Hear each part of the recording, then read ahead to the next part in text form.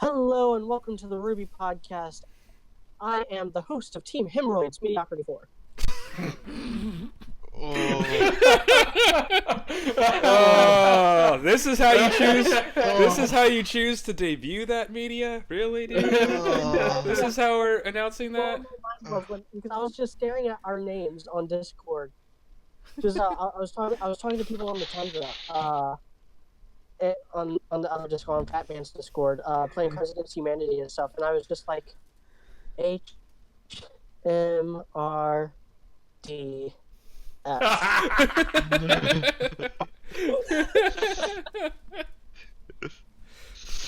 Because everything in the RWBY fandom needs to have an acronym. Yeah, I mean, it's funny at least. I know. It's memorable. It's definitely memorable, guys. When you cause all the hemorrhoids and you sell all the hemorrhoid cream. Oh my god.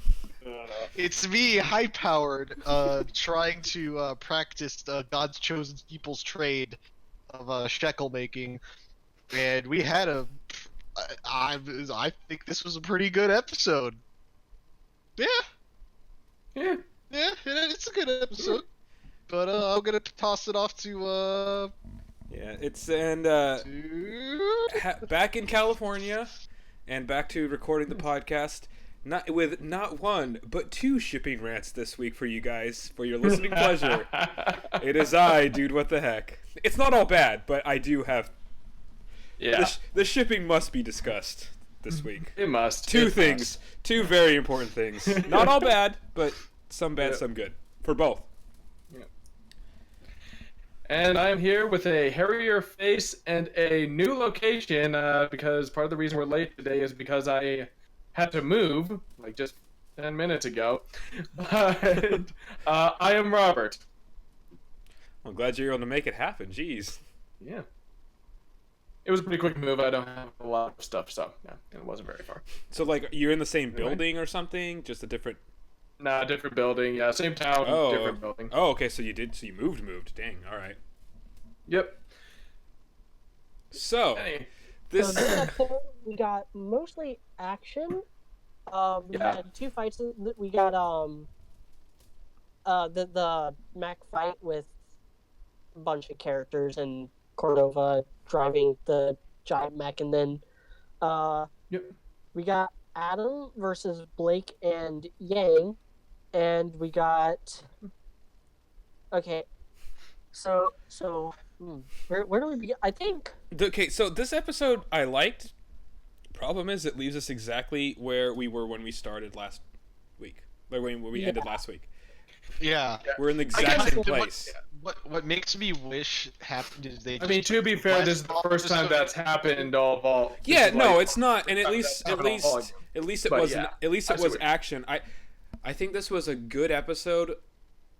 I would have liked a lot of it more if it was just simply all the same stuff was cut and put in different episodes differently. That's really my complaints. But like, the fight scenes where I enjoyed both of them. There's some things were better than others, but I mean, I definitely like this episode. I have a lot less to complain about this episode than a lot of other ones recently. We're running into, and I don't want to compare this to Volume 5, but I kind of have to in this regard.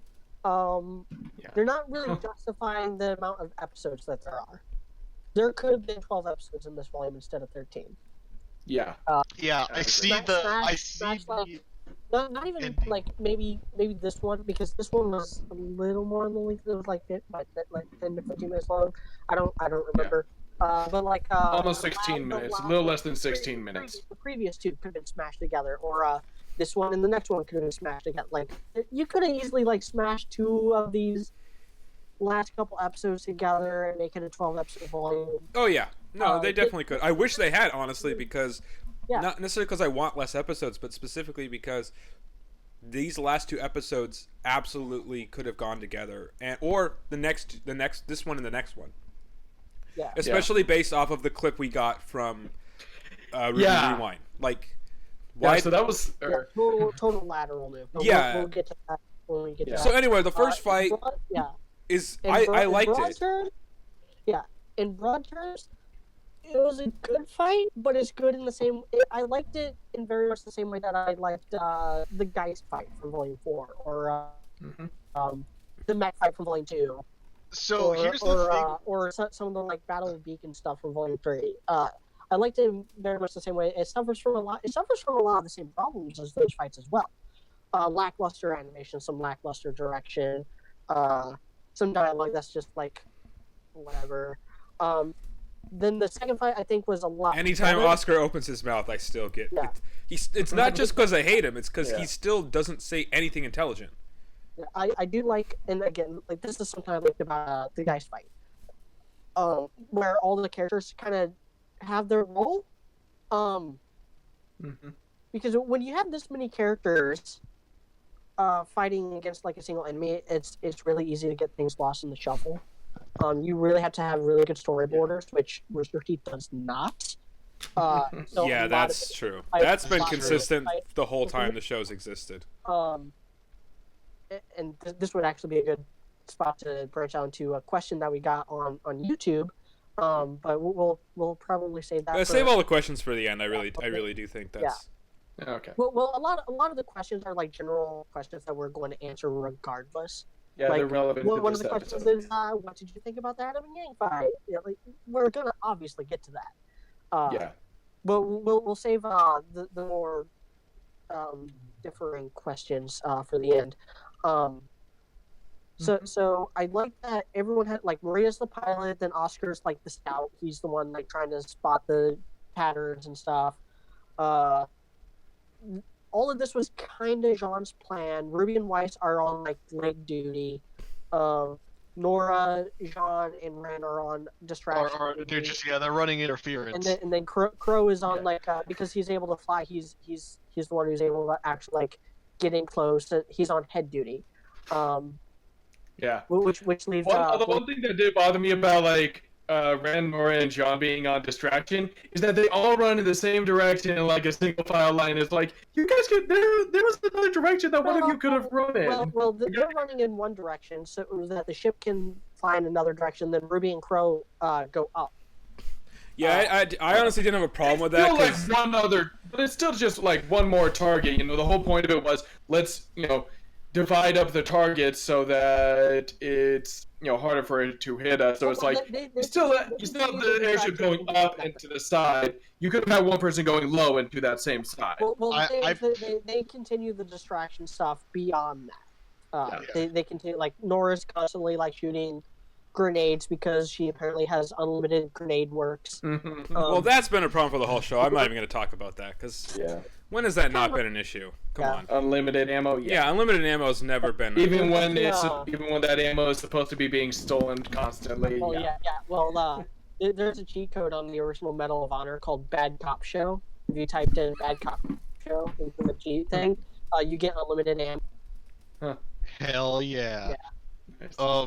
So I will say this. I think whenever it came to the first fight with the giant robot, I will give credit where credit's due. Like the choreography of the fight could have been a whole lot worse. I think they did a good job managing all the characters for that scene. I think they did as good a job as we could probably expect. Can I just say though, they did not give us the double giant. They did not give us the Weiss summoning double giant mech fight that we wanted. Yeah, that's a bummer. Well, they definitely did a lot better of keeping track of them in this fight than they did in Volume 5. I feel like they're saving that. In all honesty, I feel like they're saving that because they're like foreshadow. Because like if you saw the teaser, which we were able to, someone obviously records it and posts it onto the Reddit, as much as I hate to admit using Reddit. Whenever the Atlas people are sitting there cheering on Cordova, there's a red blip on the radar screen moving towards where they're at. Yeah. So, I mean, and there's the foreshadowing too, also from John, where it's like, it's probably just used to fight up giant sea grim. It's probably not meant to hit like people-sized people. I like and don't like that because I do like that they're being a little bit more consistent with, hey, look, there are Grimm in the world, because I, have to remember that the Grimm exist, because you guys remember last volume, right?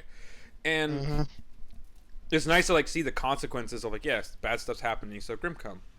but I don't want it to result in the oh so obvious, oh, they helped Cordovan, so now they're on her good side. That's not necessarily bad. That's not necessarily bad. But it's better than Ironwood or Winter showing up and chewing her out, though.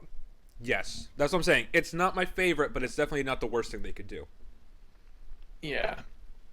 I prefer everything going to shit. I honestly feel like what's gonna happen is they're gonna like defeat whatever giant Cthulhu Seagrim that rolls up out of the ocean, and then Cordova's gonna like stumble out of the mech, and then it's gonna be like, well, we saved the town, bye, as they hop on the plane and they roll and they fly away.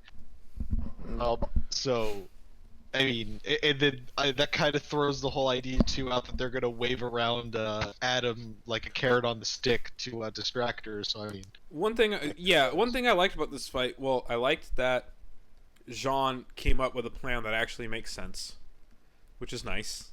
Like sometimes when shows, and especially RWBY, tries to show somebody doing something, like they try to show Oscar improving in whatever way, and they always fail every time they try to do that. This time they tried to show Jean like being a good strategist, and they succeeded because that at least makes sense. That plan in general works. Like, and what he's saying is logical. So I liked that, and I liked the way the fight went for the most part. Again, there was some like. It's not the best animation, but I'm not the best at noticing that. It wasn't bad. My biggest complaint was that they used slow-mo like 3 times in the beginning, and then they didn't use it again. It was really, really weird. The first slow-mo shot I thought was fine. I thought that looked cool. But then like using it a couple more times was kind of pointless. I didn't really get that. I thought it was kind of jarring, personally. like it's kind of like use it a little bit or use it a lot. You have to keep. Well, it's kind of bad slow-mo because they don't put anything into show the relativity of the speed. Yeah, exactly. Like, RWBY just Yeah. looks slower now. Like whenever she enters her like cape ball form, when she enters Sonic the Hedgehog form, she is really slow now. It's just like a way for her to travel. It's not like actually speed anymore. It's This is one of those things where I feel where slow motion is one of those really overused things that's like you just use it because it looks cool. It's like be a lot more interesting if you used it. Kind of like what Dragon Ball Z Battle of the Gods did with it, where they show it to show just where they use a little bit of slow motion to show just how fast these characters are going and stuff like that. And that, there's a lot more. Yeah, where all the like water droplets are like. Are dropping slowly while the two of them are running at each other, and it's all like, oh, that's how fast that was cool. Yeah. Mm-hmm. But yeah. And I like that Crow actually did something, and it wasn't. We were kind of done with the whole. I'm moping now. I'm still moping. Like, this is kind of where Crow needs to be. I'm fine with this. Where Crow's just like, I just get to punch something every once in a while. This will make me forget about my sorrows. He's fighting. RWBY and Jean are coming up with the plans. Like, this is a good place for the show to be in general. Honestly. Yeah. I feel like Cordovan has the major ADHD here because like she's got RWBY and Weiss running at her, head on.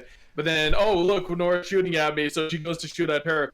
Then like RWBY is defenseless on the cliff, shoot at her, and like she sees Cordovan, but then like so she goes after her. It's like you have some major ADHD, lady. Well, this comes to my biggest problem with the fight, because overall I liked it. I like the different teamwork. I like the teaming up of Ren and Crow. Like, that works. Like, I'm glad we're kind of mixing stuff up like that. That's all fine. My biggest... I just like how they find the generator and they're just like, oh, okay. Well, let's shoot it. They just shoot it. Yeah. My biggest problem with it, though, is still Cordovan. Because she's such a fucking joke. She's such an idiot that I don't see this as threatening. I can't, and it's too bad because otherwise I think I would, because I think they did an overall good job with this fight scene. It actually seemed scary. Would it have been better with her? Was if Cordova had like pressed a button and like activated a robot?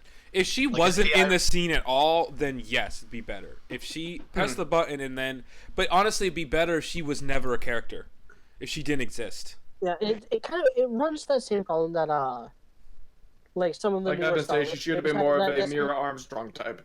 But, Well, it runs the same problem that some of the newer Star Wars movies have with like General Hux and stuff, where they're just like so screamy and so like pouty and authority and respect my authority. It's not making women look any better, is it? It's really ironic. Giant babies. Like Cordova is a freaking baby. Yeah. She has the maturity of a toddler. It's petty and it's dumb. Yeah, I will say this though. So this fight, like, I really like that line from RWBY of like, "Hey, in video games, the weakness is usually on the back," or it was something like that. And like that's what this whole fight gave me the feel of. Is it felt like a shadow, like a blend of like Shadow of the Colossus, God of War 3 type of thing. Okay, I'm gonna throw. And that's actually why. Well, sorry. To my point, I'm gonna throw like kind of a what if scenario. Like, Okay. She has a line where like this is a power play for her. She's not doing it efficiently on purpose. She's acting inefficiently on purpose because she wants to be like, I'm the one in control. I'm going to take care of this myself. Everyone just stay back and watch how your leader deals with this. How much cooler would it be if Cordova was more of a Grand Moff Tarkin type, where she's just like, where she says it like very quietly, very like, oh yeah, affirmatively, like, activate the mech. I'm going to take care of this myself, instead of I'm going to take care of this myself. Yeah. Or I mean, even just like a more simple thing where it's just like, just firebomb the whole quadrant that they're in. Yeah. It's like no need to bust that would be the Tarkin thing to do. That would be the Tarkin thing to do, but you can't do that because you need to have the mech fight. I don't blame them for that. You need to have a fight of some kind. Or again, like essentially what this like mech is it's like the size of it's arguably the size of like a Warhound Titan in like the Warhammer 40k universe, which is the second largest Titan, which is the second smallest Titan outside if you consider the Night Titans, Titans instead of just oversized dreadnoughts. But for the most part, personally, I was able to just drown out most.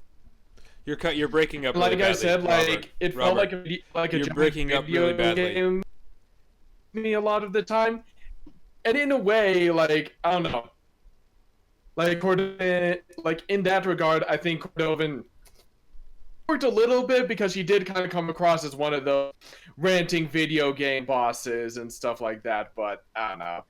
I do agree that she's annoying as hell, and they really should have just done her better. It's just it doesn't. There's no gravity to the situation. Like that's the problem. I kind of wish I said there was no gravity to the situation because of Cordovan, and I still feel that way. In fairness, in the second fight, I have to eat my words because the Adam fight turned out to be really good, and I was wrong. One other thing I said this before, that I feel like the first fight, I said that, I can't remember if it was on Twitter or Discord, it might have been both, but I said that the first fight feels like a distraction, like it feels like something to keep the majority of the cast occupied while the more thematically relevant Adam fight happens. Yeah. Yeah, I'll agree with that. One of the big questions always hanging above this Flame's head in particular is how do you have a fight? Yeah. There's okay, we got all the Team RWBY, that's 4 people. Team Junior, that's 3 people. Oscar, that's 2 more people. And they also got Maria, who she can't fight, but she's piloting or whatever, shooting stuff. Like that's a lot of people.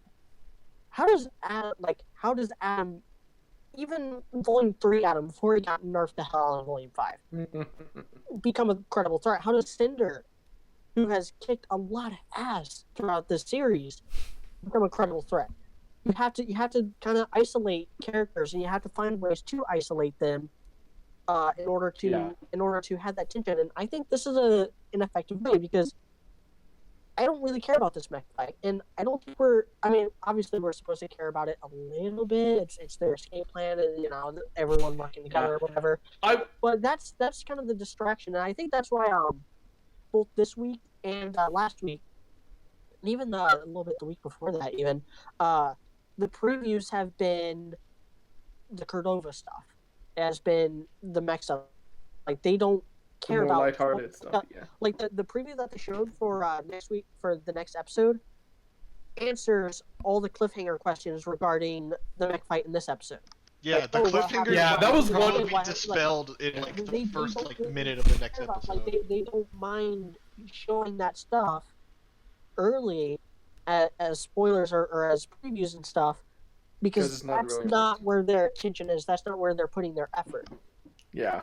Yeah, it's almost like it's a bait and switch, I would say, is what A they're little bit, playing yeah. with like the Cordova fight. Is the Cordova fight's like it's the keys jangling in front of your face, but then there's the big titty anime lady that's behind the key that you're actually supposed to be looking at. Yeah.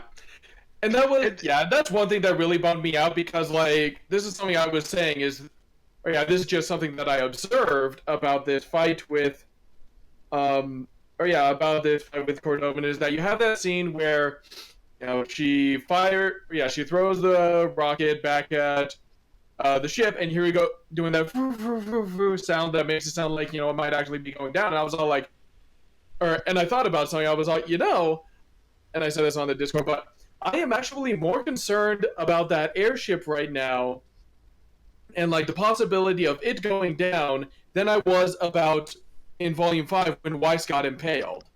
Because and like my point was, if that ship goes down, the show's not over. The ship, and I wasn't even worried about the people on the ship. I was worried about the ship itself. Because if the ship goes down, it's a huge wrench in their plans. Well, the show still goes on, but like it's a huge wrench in their plans, and it's like, whoa, what are they gonna do now that the ship is gone and stuff like that?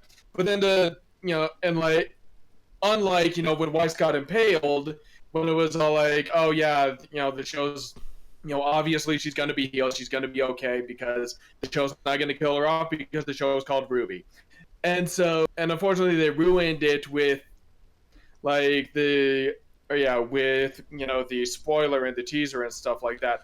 But like it was one of those things of like, hey, congratulations guys, you had a better cliffhanger here than you did like Weiss getting impaled, so good for you. Yeah, well, also that last bit of this fight was just absolutely confusing. Like it was. I just the ending of ADHD. Maria fires a missile, then somehow Cordova is able to catch the missile and then eat it right back. Yeah, doesn't make any sense. With like pinpoint accuracy, like same person. Well, here's the irony. Here's the irony of it too. Also, cannon. Like, here's the irony too. Also, like, if Cordova actually like shot down the ship, she could literally just dinosaur walk back to the base and like have tea. Like, there you go. Plan has been foiled. It's like I'm gonna go back to the base now. I mean, and send like her troops to pick them up to like arrest them all and stuff like that. Yeah, but, or just like just be like, we're not letting them. Where it's like, okay, where it's like, okay, what are they going to do now? They've lost their only way to Atlas. Like, they're probably going to get arrested. They don't even need to arrest them. They gotta not let him in the city. And they're just gonna have to fend for themselves. I mean, I'm assuming that she would still want to arrest them because they stole Atlas property and stuff like that. So. Yeah. Because it's I don't know. It was just one of those things where I was kind of like, okay, so like, I don't know. It was like that to me seemed like a better. Like an interesting cliffhanger, because it's like, okay, the show's not over, but now the characters have a giant wrench. They have an even bigger obstacle. What are they gonna do? And that's interesting. That's exciting. That's an interesting idea. So yeah. Oh god, you know what? This thought just came to mind. Is what if they don't destroy the robot before the giant Grim attacks, and the Cordova has to basically decide like, oh, do I fight these punk kids or do I actually do my job and save the city from the giant Grim? Well, I think what's going to happen is she's going to get attacked by the giant monster, and then they're going to have to help her. Yeah, probably. I think that's what's going to happen. I don't think it's really a decision. I think she's going to get attacked because she's the biggest target. And then they're going to have to help her. It's like the obvious thing to do. And if we forget... She's probably the one with the most negative emotion, so... Yeah, exactly. And if we forget to also the Grim hate technology, if anyone even remembers that, and that's a big walking piece of technology. Yeah. That is a good point. Speaking of technology, let's dispel this thing real quick. Hard light dust always existed. Yeah, it has. Ever since Volume 3. Velvet used it. So has rock dust, by the way. I'm assuming that's what, like... Yeah. I'd go as far to say Volume 1. I think that's what scrolls are made out of. Oh. Yeah, that would make sense, actually. Maybe. Yeah. But also rock dust. Blake combined it with her fire dust when she fought Roman. That's the thing that blew up in his face. Yeah. Earth dust has also always been a thing. Yeah, has also always been a thing. So why is throwing it? We got ahead of you. I know you got ahead of that one. Just because Weiss hasn't used a rock wall before doesn't mean like it's not possible. Yeah, it is a form of dust. So yeah. And I feel like with Weiss in this volume, even though she hasn't really had a moment to shine so much, the fact that she's doing these things that none of the other characters have is a better way of illustrating a point that was in the World of Remnant episode with Dust. That is very important and useful. With like raw dust, like actually just using dust to manipulate the elements is incredibly difficult. Like it's so much easier to just sew it into your clothes or just fire it out of bullets. Whereas Weiss is like an actual dust mage. Like she uses her sword and stuff to manipulate it, but she's using like powder dust to actually manipulate her environment. She's like when they're in the Brunswick farm, she like sends a bunch of embers out to light all the candles at once. We see her like creating all this ice stuff in this episode, and then the rock wall as well. And like she's an actual dust mage, and she's the only like real dust mage we've seen in the show.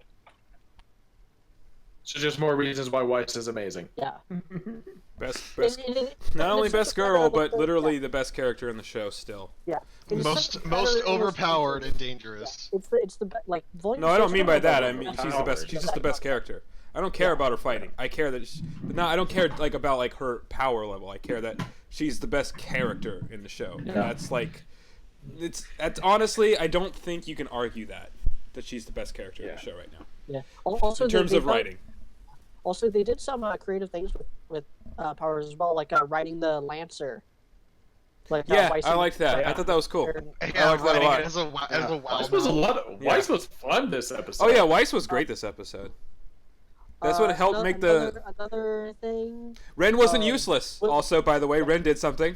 Yeah, Ren's guns did something. Ren's gun damaged something. With the help of Crow's gun, of course, but he still did something this episode. So good job, Ren. Yeah. Thank you for being useful in a fight. Yeah, once again, I take issue with how little Jean seemed to do as far as actual combat. What's he supposed to do? He's got a sword. But like, it still felt like they made use of him. So yeah. Yeah, he came up with the idea. He saved Nora. I actually think they did a great job given the constraints of his weapon. I guess so. I gotta. I feel like it would have been nice to see him climb too, or something. I'm trying to see where it was because someone sent me like a really funny comment about Jean and Nora. I think it was actually in the comment section of my most recent review. Yeah. So let me find that. You guys keep talking. Do you want to make your shipping rant? I'm pretty sure I know one of your shipping rants. Do you want to make one of them? No, I actually want to hold that for. I want to completely ignore that because the second shipping rant is like obviously later on, and it's kind of the bigger deal this episode. So I'm gonna put them together. Obviously. Okay. For those who don't know right now. We're talking about. I'm just. Yeah. I found the comment. Okay, never mind. Go ahead. I thought this was really freaking hilarious. This is from Mike Perez 2 days ago. Okay. On my Volume 6 Episode 10 review. Jean put his load in Nora before Ren. He put so much into her from behind, mind you, that he passed out. Just remember this. And then in parentheses, he's like talking about Nora. Yeah.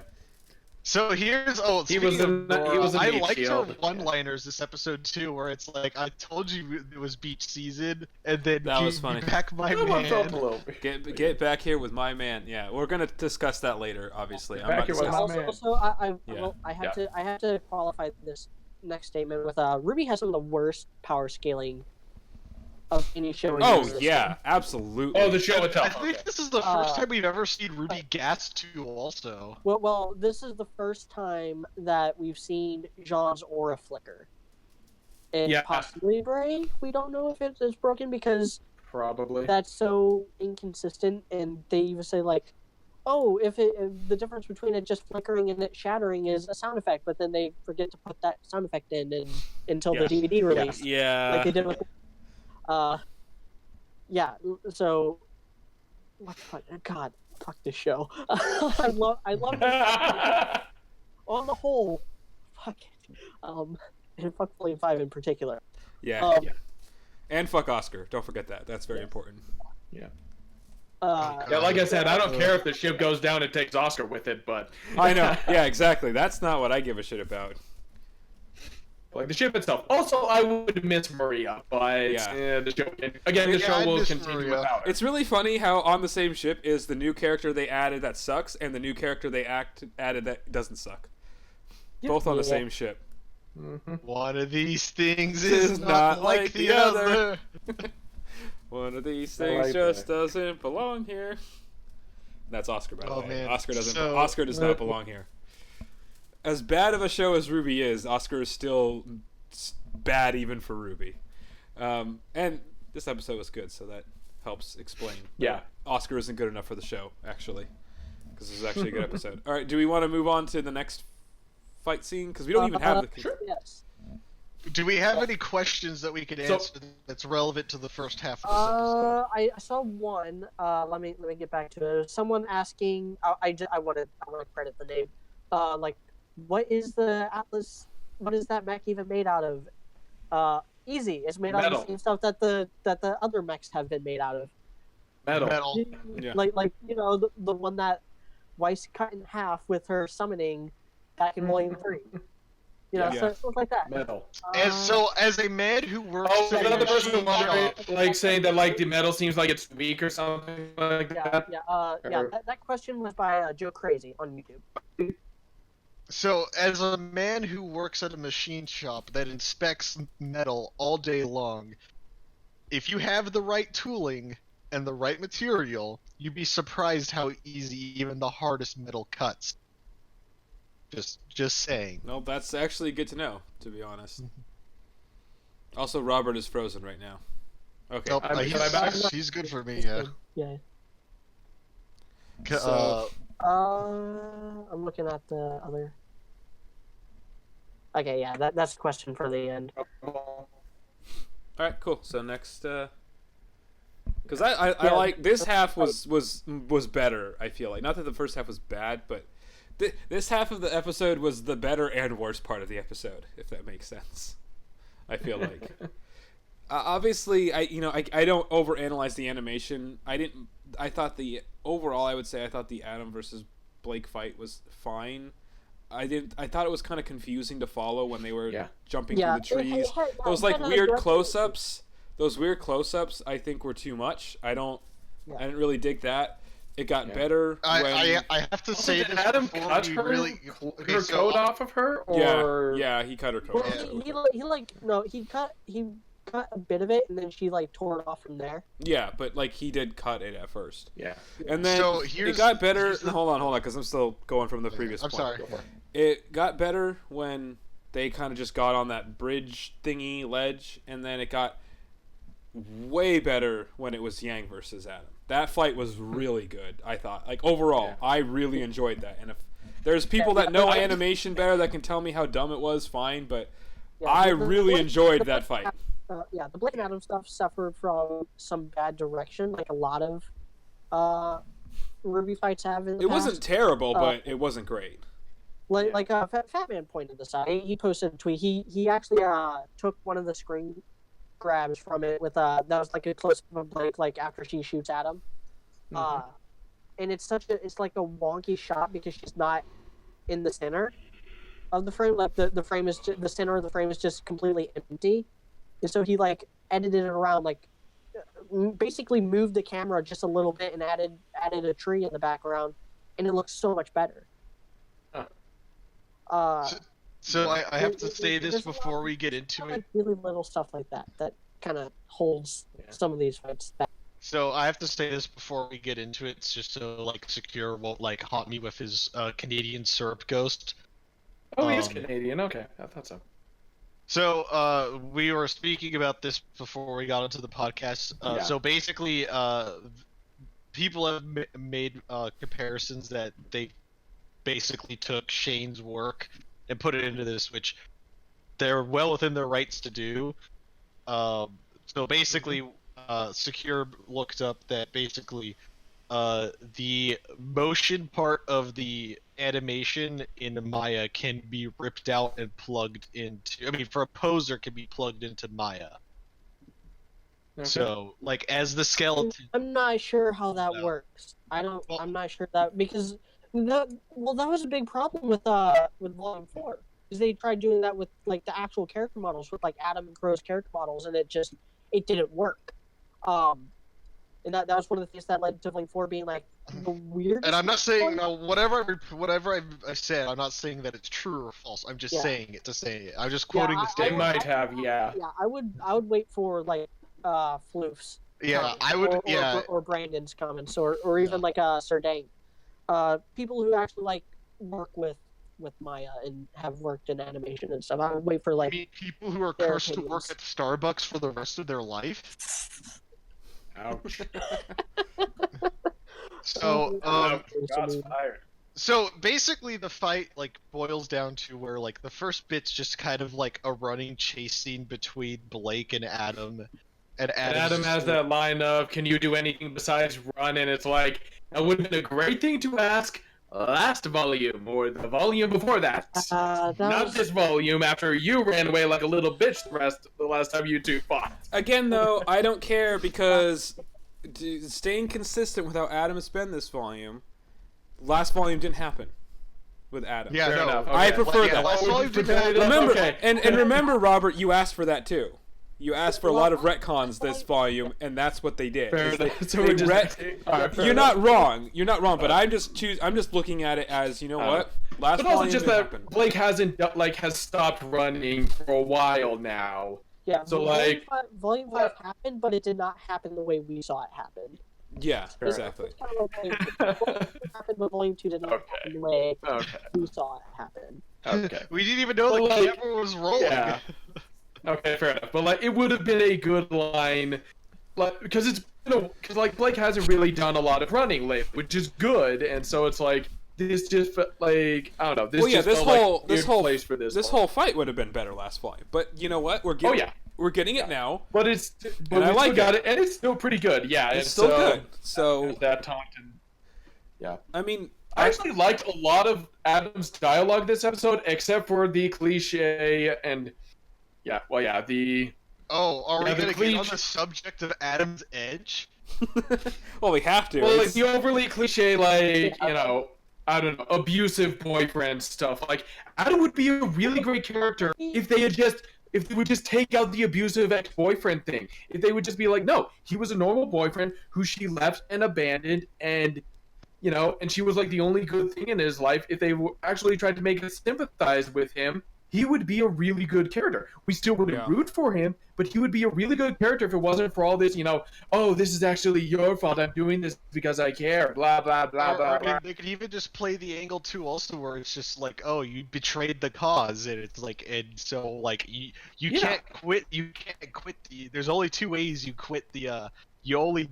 It's like being in a gang. It's like you don't retire, you die. Yeah, exactly. yeah, it's it's like, like, you don't retire from this life. It's So, like yeah, with there's- it's like with Thanos. They showed his motivations, and in some ways it did make us we somehow, at least I did, slightly sympathize with Thanos by the end of that movie, which was This so does make me- necessary. It doesn't make me think he's right. Yeah, But no. this- That's not They the- could do that with Adam, but they don't. Yeah. That's not the key This- to making a good villain. The key to making a good villain is that they don't believe they're in the wrong, and they really don't believe they're in the wrong, but we do. Yeah, Like and and also they make you feel like they make you believe that they believe they're in the right. Like Yes. that's the thing with Thanos. even You some- really believe that he thinks he's doing the right Yeah. thing. Yeah, like even someone who is unrepentantly evil, like the Joker from The Dark Knight, specifically that interpretation of him, where he's like, "Oh, I'm not crazy. I'm just ahead of the curve," because his whole philosophy is built around like, all it takes is one bad day. All it takes, like, everyone has a breaking point. Everyone can be broken to be just like him. That deep Yeah. down inside, everyone is like him, and that he is not alone. That he Which is a great So- idea to. Batman's whole thing is that he is alone. You're alone. And that's the thing too, like Yeah. with a good bad guy, it's like you can Yeah. dislike what he does, but it's like the bad guys in Game of Thrones. Well- it's like whenever they're on screen, you get excited because That's the oh, boy. charisma. Well, That the is other thing, almost the other thing though, with the Joker Yeah. that they did well is that not only do you like understand where he's coming from, in some ways you kind of agree with him, at least because that relates to the way a lot of people. In some scary ways, you see the point he's Yeah, trying to make. exactly, Kind of like- like if you were on you that see story, what would like you you see the problems he's highlighting and the problems that he sees in the world, and you're like, okay, I see these problems as well, but I don't think you're handling it the right way. Yeah, Well, like, it actually it also makes me think. would you have the strength of character to throw the detonator out the window? yeah, way the like one dude did? I agree with him. I would have like if I had to bet money, I would bet money that one of them would have pressed that somebody would have pressed one of the buttons, 100%. Like so, I agree with him to a degree. Yeah, it actually also makes me wonder, like, how different might Adam have been if either this came out at a later date or if Black Panther had come out earlier and they had gotten to see Killmonger and what, like, you know, someone who's been oppressed and feels like he's been oppressed but is at the same time a hypocrite and wants to do things like evilly. Like, how different would Adam be if they had tried to base Adam more off of Killmonger from the, like, just start? remember, viewers, it's okay to have an ethno state as long as you're not white. And demonetized. I mean, let's be honest. That is what most of the world is preaching right now. Yeah. So, and no, I mean, Killmonger was the best part of that mediocre movie. Yeah. He was definitely he was the best acted part, and he was really good at that. Yeah, he was a really good. That was the best part of the current season of South Park was Token not seeing Black Panther and thinking it was just okay. Yeah. So the thing is, you wouldn't even have to go as far as Killmonger because that was also Magneto's thing. The X-Men. Yeah. That's what they should have been drawn from with the White Fang. I said this during my honest look at the White Fang. Like they kind of tried to do that in volumes 1 and 2. But then, for whatever reason, by the time the audience didn't respond well to to Adam in Volume 3, and they lost their nerve. Yeah, and they stopped trying to make him sympathetic at all. Yeah, exactly. So it's a real shame because like that reveal of his, of the SDC symbol on his eye was one of those moments of like, oh, I don't know, that would have been a really great moment for his character. Although I feel like I feel like that's something they also should have given like more hints of beforehand, like show a few other members of the White Fang with like that tattoo on, like maybe Fennec and Korsak or something like that, have that on there to just, Well, I actually, I don't know. forgot to mention that I really liked the reveal of his scar. Yeah, it was a really cool thing. It was one of those things where it's like, hey, if I cared about this guy, I would really care about this. I would be very shocked by this, but I don't care about Adam. You haven't given us a reason to care about Adam. Yeah. It's still the best thing they could have done because I thought it was either going to be absolutely nothing, or he was going to be blind, or he was going to be a silver-eyed warrior. All three, which would have been really dumb. So what they did, and it wasn't just a normal scar, it was an SDC branding. I like that. You know what? I like that, and even though I don't really care about him that much, it did actually make me feel. We were half right about him being blind because I'm assuming he doesn't see out of. Well, not only that. Well, first of all, he's not completely blind. Second of all, it does look like it doesn't necessarily mean he can't see out of that eye. I don't know, but more importantly, like I said, half right. Even though I don't really care about him that much, it still kind of made me care about him a little bit more. Honestly, it did. I couldn't help it. It is probably just time for them to send him off because this is as good as he's gonna. Like, the silly thing about the brand is that it's in a weird spot and it's a weird symbol. Like I do actually think it might have been cooler if it was just like Weiss's symbol or something like that, like the snowflake and stuff like that over the eye or something. What it feels like is that they didn't know until they were designing this new character model for this volume. To have that brand, and they were like, okay, it's got to be something that was this volume. Yeah, it's got to be something that was covered up by his previous mask, and it's got to be something that like you can see. And then he didn't give the audience credit. Like if it was a snowflake, that would have been a much better reveal because that's the symbol that is on all the SDC stuff, going all the way back to the Black trailer with it just being all over that cargo that Adam is tattooed. But it's almost like they're not giving the audience credit. They have to like literally spell it out SDC. And even then, some people didn't get it because some people I've seen some people think we're like, wait a minute, what? Like 100. Like what is that? Or like 666.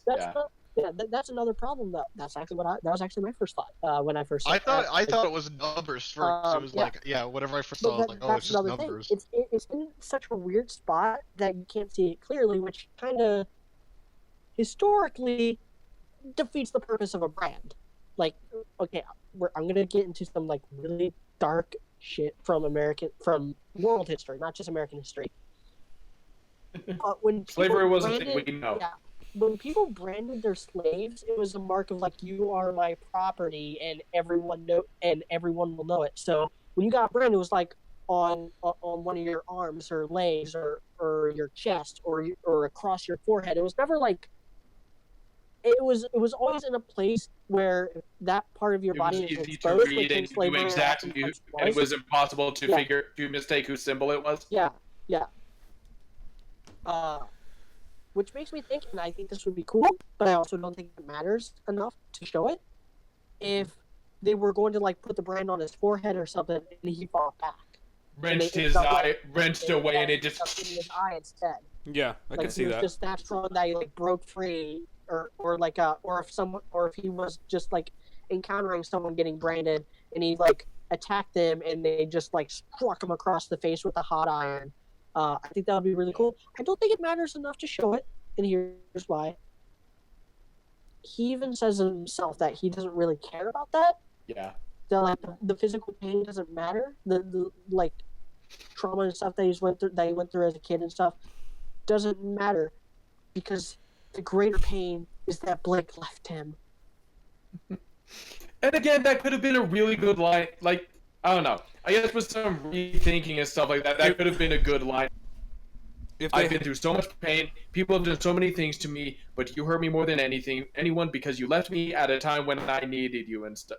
But like, if that was more of his character, if it was less of the like, I was an abusive boyfriend, and of course you left me. If it was like, you left me during the darkest time of my life when I needed you to steer me in the right direction, and like, this is what happened to me. What would have been best is if it was more like that, and then like Blake actually kind of realized that she did fuck up, and she was like apologetic.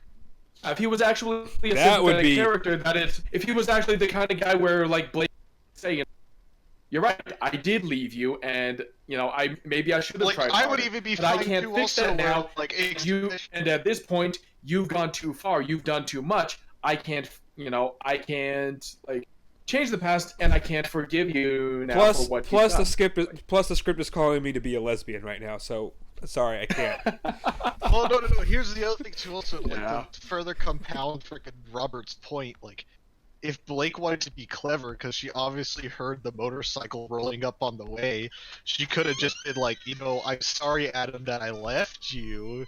It's like, maybe I, should have been more considerate, and then like, bam, as like, as Adam drops his guard for just that would have made me like Blake a lot more. That's true. Same. But once again, they forget that we know what Blake's semblance is, and that Adam should know what Blake's semblance is. Yeah, I know. Because he goes to stab her, and she's not there, and he acts all surprised. It's like, you fucking know what her semblance is, dude. I think he actually did manage to hit her, because like literally seconds later, she's holding that part of herself, like clutching her side, so maybe he actually managed to nick her before she was able to swap out. I mean, she like just barely managed to and she has the scar again, by the way. Yeah. Again, back on her character. Again, whatever. They're like they're doing what they can. I'm gonna go with that. Yeah. So the other thing with Blake that is a problem is they keep trying to do this thing, and I've mentioned this before, is they only try to make Adam look bad, and they keep trying to make Blake look like an innocent victim, because victim culture.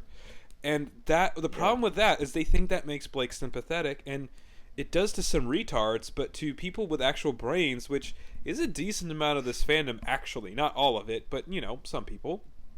Not everyone can have a massive 200+ IQ from watching every season of Rick and Morty, okay?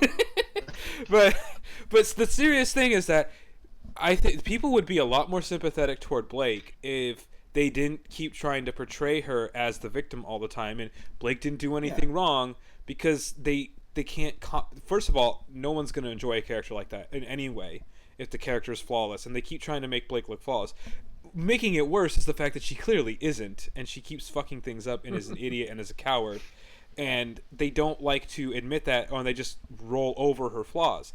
if it had been more of her fault that they broke up and Adam wasn't abusive and then he became crazy, she was more remorseful about it and everything. Man, that would have been... I would like her so much more as a character. I wish that was what the case was, because then I'd like Blake more, and I don't want to dislike Blake. She's at least better. She's been better, but that would have made her a much better character throughout the entire show. And it would have made this scene a bit better. But on the other hand, I still like this scene. I did like the interactions between all the characters for the most part. I do think Adam was at least less cringy this time. The way he explained what he explained while showing the scar, at least it made I like that line of more people sense heard me than long before you. Yeah. Many different people in many different ways. Yeah. You know, I feel like I kind of want to bring up too what, like, I don't know if it was Robert or Dude that mentioned it, but I kind of feel like I wish they kind of hinted at the brand a little more, like especially in like volumes 4 through 5, like maybe have it like amongst like White Fang members, as it's like, oh, it's like let us know that it's like a sign of like, it's a sign of pride. It's like, oh, I've like, you know, it's like I've been branded and now I've rose. Not necessarily like that, but it's just like, oh, I don't know, just so it's less of a like, I don't know. I still think... I guess something about it just felt very abrupt, I guess. Yeah, I still think the scene was a good. little out of nowhere, and yeah. Another point I want to make is that it's very easy for us, and I've done this too, where you can just say like, oh, all this shitty stuff that the show has done in the past, and so that completely ruins what they're doing now. But personally, I prefer to like the show, so I'm trying to do that less, because they fucked up Adam a lot, but this is the best he's been maybe ever, actually. This is the most I've ever liked Adam. Probably, yeah. This is the best. This is probably the best scene with Adam. This is definitely better than we thought he could be. Yes. This is exceeding our expectations. The thing is, sure, they did all these things in the past that they fucked up as a show, but the fact that this is actually a good scene with Adam in it and Blake, that's great. I enjoyed this. I enjoyed this very much. And so even if like they don't have much to build off of, even if they're retconning, you know what? I'd rather them do those retcons and make Adam still a threat and all of that, because at least it makes this good volume still good, rather than bringing it down by trying to relate it to the terrible volume 5. So I do want to give credit where credit's due, that okay, all of the stuff with Adam in Volume 5 was terrible, but at least we're just moving past that. But we're past it now. And I have to admit, I was wrong I forgot, it was last episode or the episode before, where I was like, but Adam's not really a threat by himself. Well, they managed to make a way where he is, because it does look like he kicked the shit out of them. I like that. I like that they were at least consistent with that. They couldn't beat him the first time, and they can't beat him right now either, as of right now at least. That's the way it feels. So he feels like more of a threat now than he did with an army back. Yes, so exactly. They're doing something right. They're doing something right with that. I thought the fight scene looked good. I liked the way he was beating the shit out of both of them, and even Yang. I like that she was shaking at the end.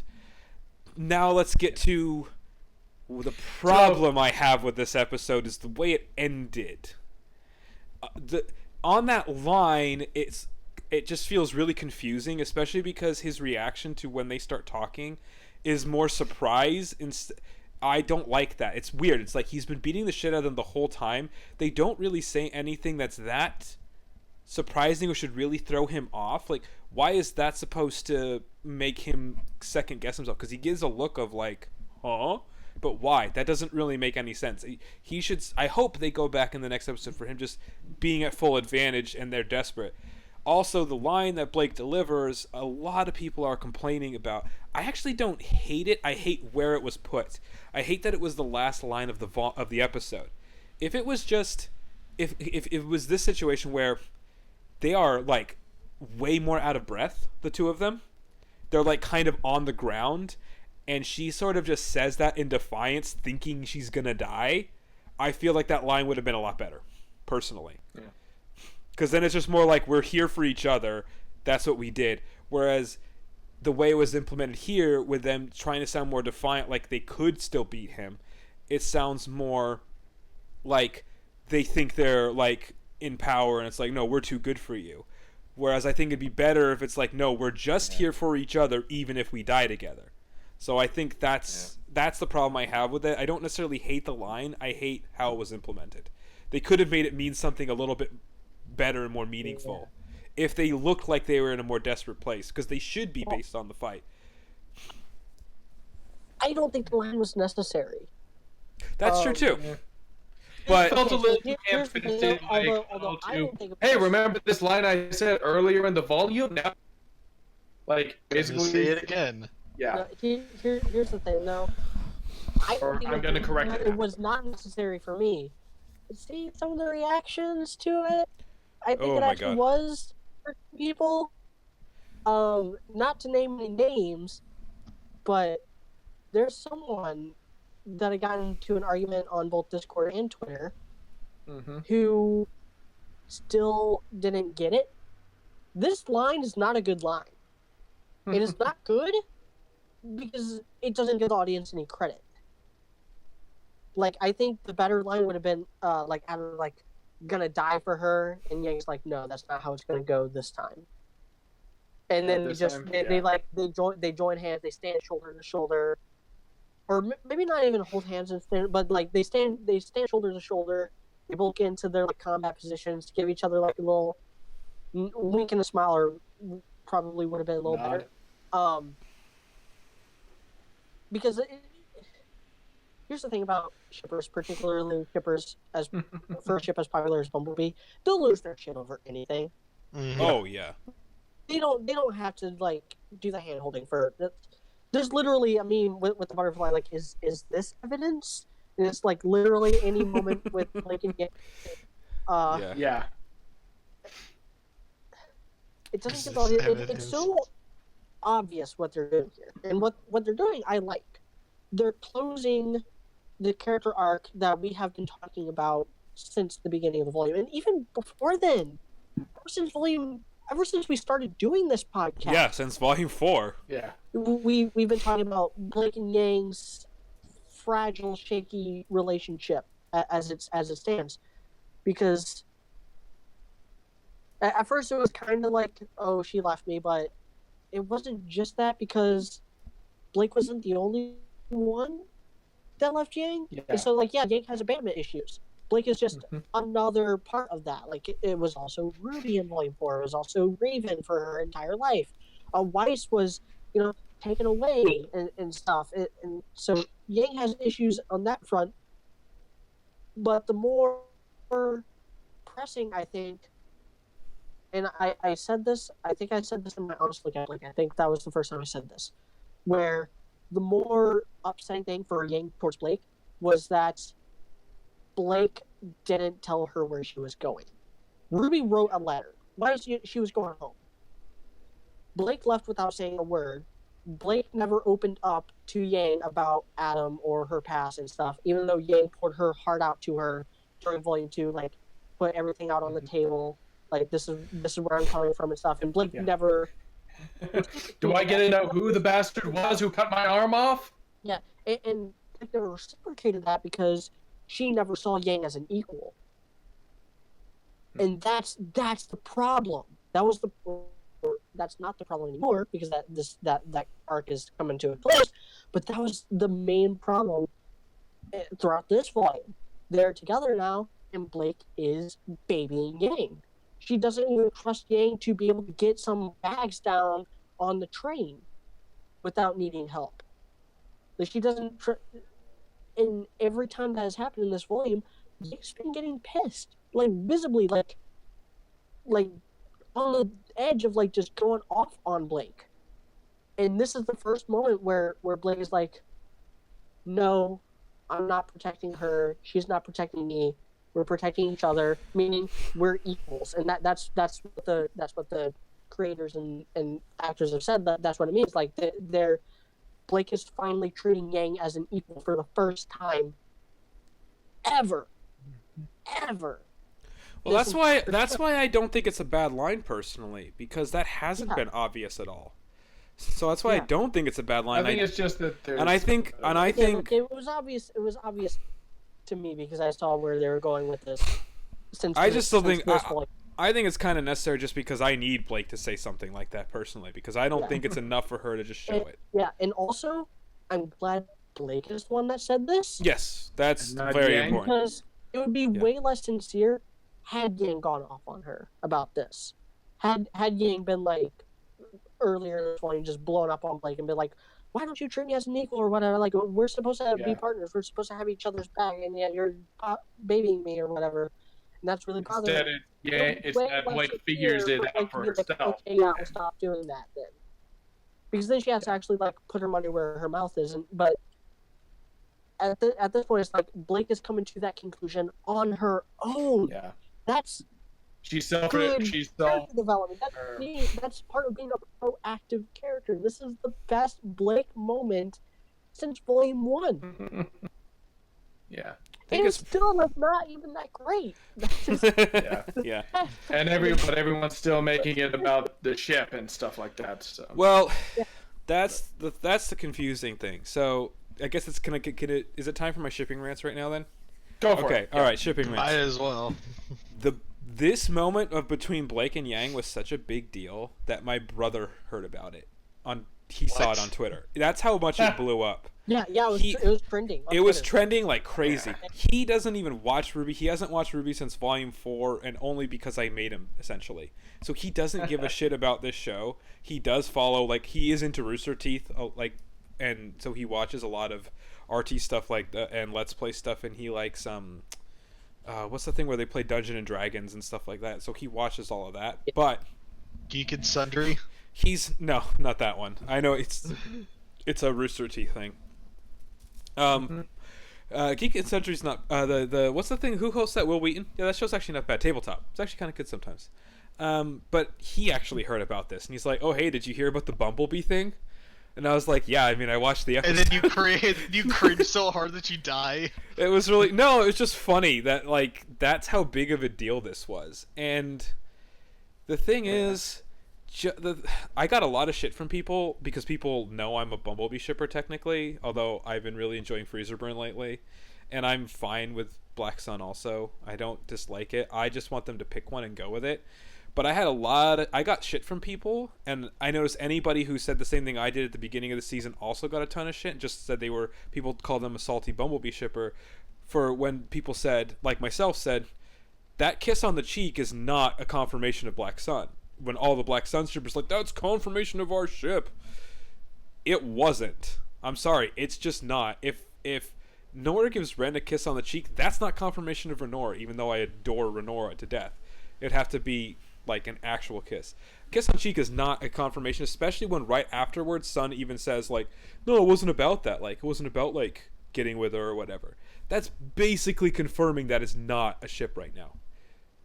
So, and I have a problem with that though, because I would have preferred them to just confirm Black Sun right there, personally, even though I prefer Bumblebee. That's setting up for the ship baiting that they did throughout this entire volume with Bumblebee. And this scene, because of all the other stuff they've done, as much as it was kind of a good moment for Blake, I can't help but see it as more ship baiting. Oh and man, my roommate is getting high on the gun cleaner right now, and it smells good. And I can't help but have a problem with that, because it's they just keep doing these little teases of Black Sun and Bumblebee back and forth. It's are you guys gonna make up your fucking mind? This was if this was just a platonic moment, it was a great moment. If it turns into a shipping moment and they develop the ship right, it could be a great moment for that too. Either way. I'm a Bumblebee shipper. I'm not calling this right now as pure evidence that it's a shipping moment. We'll have to see how the next episode goes and how the season finishes and how next season goes or whatever. But it's very obvious that it could very well be a shipping moment. It definitely could be. It also couldn't be. Or at least considering it. Yeah, it's very possible that it is. But either way, I think more likely that's just another tease, and that they're going to keep dragging out who Blake's going to... I'm worried that they're going to do the anime thing and just either drag out who Blake ends up with throughout the entire show. Very vocal against stuff like that. Yeah, and it's can you guys just at the end, everyone just hooks up? Yeah, I hate when shows do that. It's not implemented well. I just... Bleach, and I'm worried My Hero Academia is doing that now. Yeah, it's I don't understand the point. You can make suspenseful or interesting characters or interesting stuff happen even with already established relationships. That you don't have to just do the will they won't they thing for the entire show. In fact, I think it's to be honest, if you give fans credit, like most of the time it annoys them more than it keeps them watching. Perfect example. I know it's a sitcom, or I guess kind of like a fake docu sitcom is Parks and Rec. Parks and Rec, all the major relationships like get confirmed before the end of the show, and people kept watching it and fucking adoring the show. You get April and Andy together at the end of, I think it was season 2, and they were married for 3. Oh yeah, they got married in the beginning of season 3, and they were just adorable for the entire show. And you didn't need the bullshit. That the marriage just came completely out. Like, oh my God, we're getting married right now. You don't need the bullshit drama.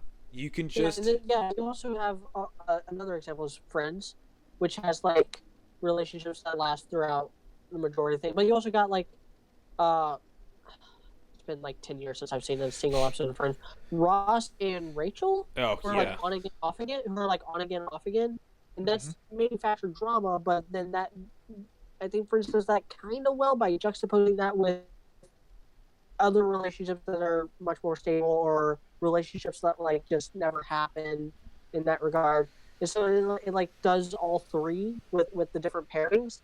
And it does that for like, you know, they do interesting things with that. You can do interesting things with actual relationships. I don't with people actually in a relationship, writers.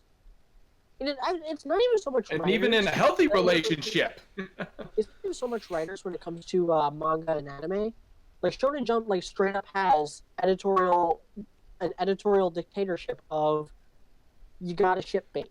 You can't like confirm the ships, because if you confirm the ships, then we can't do ship baiting, and then it's so frustrating. It's bad writing. It's bad writing. Like straight up. I went in. Is that why Naruto and Hinata didn't get to confess their love to him like halfway through the series? That is exactly right.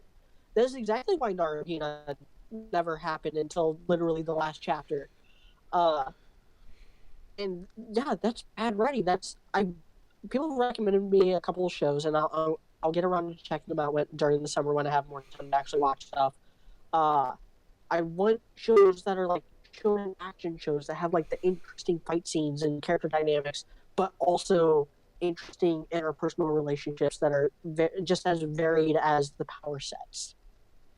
Yeah, one of the reasons why I enjoy relationships in fiction so much is that it's an important part of it, but you can always have it as it's almost, for the most part, unless it's like specifically like a romance thing, it should be supportive of the greater plot that's going on.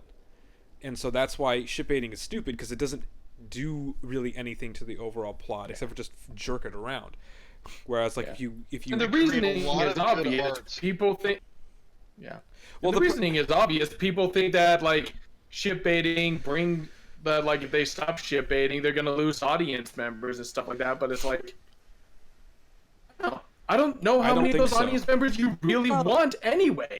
Yeah, I don't understand that. I mean, I swear, that is one of the main reasons why SAO is so popular, because there is an actual canon relationship that happens really early on.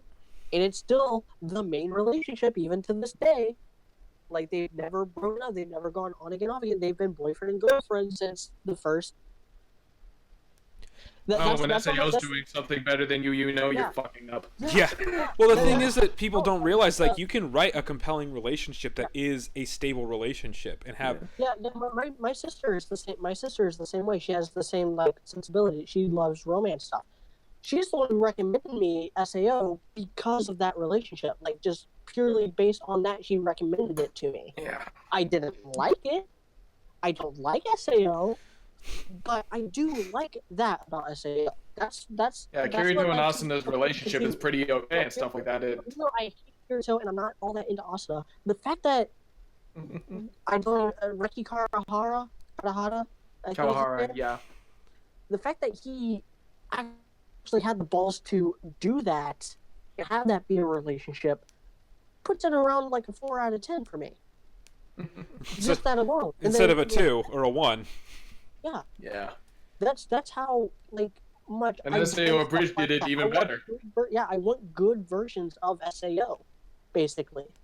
Yeah, no, it's definitely like, I think it's something that adds to shows very well when it's done right. I mean, again, I still see articles popping up even today, like even like in the past couple of years, like years after Parks and Rec ended, talking about like April and Andy. People still write about that relationship today because it was done well. Like you can make it something that people want to watch because of that, and it was great. So like you can do that. And the other thing is that ship baiting, you're not actually satisfying anybody when you ship bait. You're just creating All you're more doing of is the war. pissing everyone You're off. pissing everybody off. Like I can understand why Black Sun fans are fucking pissed right now. I get it. I really do, because their ship should have been confirmed at the beginning of this volume. It wasn't. I'm sorry for you guys, because this clearly shows it definitely wasn't, because they're still baiting. It should have been confirmed. They should have actually had a real kiss, and they should have established a relationship. And this is coming from a Bumble shipper. The And way this they is had something written I've it, been saying for a while. Yeah, this is something that I said for a while. You know, I'm okay with Bumblebee happening as long as Black Sun is given its due, because Yeah. that is an important relationship in Blake's life. Yeah. And it is it is clear that she was attracted to Sun, and Yeah. Sun, you know, when she put Sun through a lot of crap, the guy deserves something. And I don't know. Okay, sorry, that went into like nice guy. I guess that whole nice guy territory thing, but like, I don't know. Like, no, it's clear that she's that's bad. No, but it is- Why are we? it is- Why are we here? it is clear that that she had feelings for him. So like, that's Yeah. true. They had a good relationship that should have been exercised better, and it's okay for characters to break up. It's okay for those things not to work out. You know, that's true to life. It's okay. Yeah, and so I don't know. It just kind of sucks that. This constant baiting is just a problem, and if Yeah. they choose to go with Bumblebee, that's fine, and I would have less of a problem with this scene Commit. if they commit. If you're gonna do it, commit to it. Obviously, like I overall prefer that because that's like the ship that's one of the ships that I ship. But again, either one is fine if they just commit to it. I get more annoyed by the baiting constantly. That brings me over to the other shipping rant I have, which is Renora. Renora, yeah. Because, yes, we did get the Nora line of "You get back here with my man," which is like, I smiled when I first heard it, but now it's just kind of getting me annoyed and depressed, because it's like, that would have meant a lot more if They pretty much just confirmed it, but that's like the first real confirmation. That's like the we've gotten. lamest. I would call it as 99.99999% confirmed. The problem is that's still coming from Nora. We need Ren to confirm that they're in a relationship together. That's what we And we need. do see that he is visibly like terrified and like Oh horrified and yeah, worried. no, he's When she and John are both attacked and stuff like that. But yeah, yeah, no, we are coming here. we are seeing Yep. that. It's just So, that bringing stock into this. I think I finished my occult rituals. The Emperor would not be happy, but I think I might have summoned him onto the podcast. Team Hemorrhoids together for the first time in weeks. Yay! Wait, what did you call us?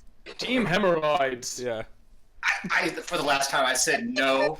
We have cream for that. Yes. We don't need any of this. No, but we sell the cream though, so it's like a pyramid scheme.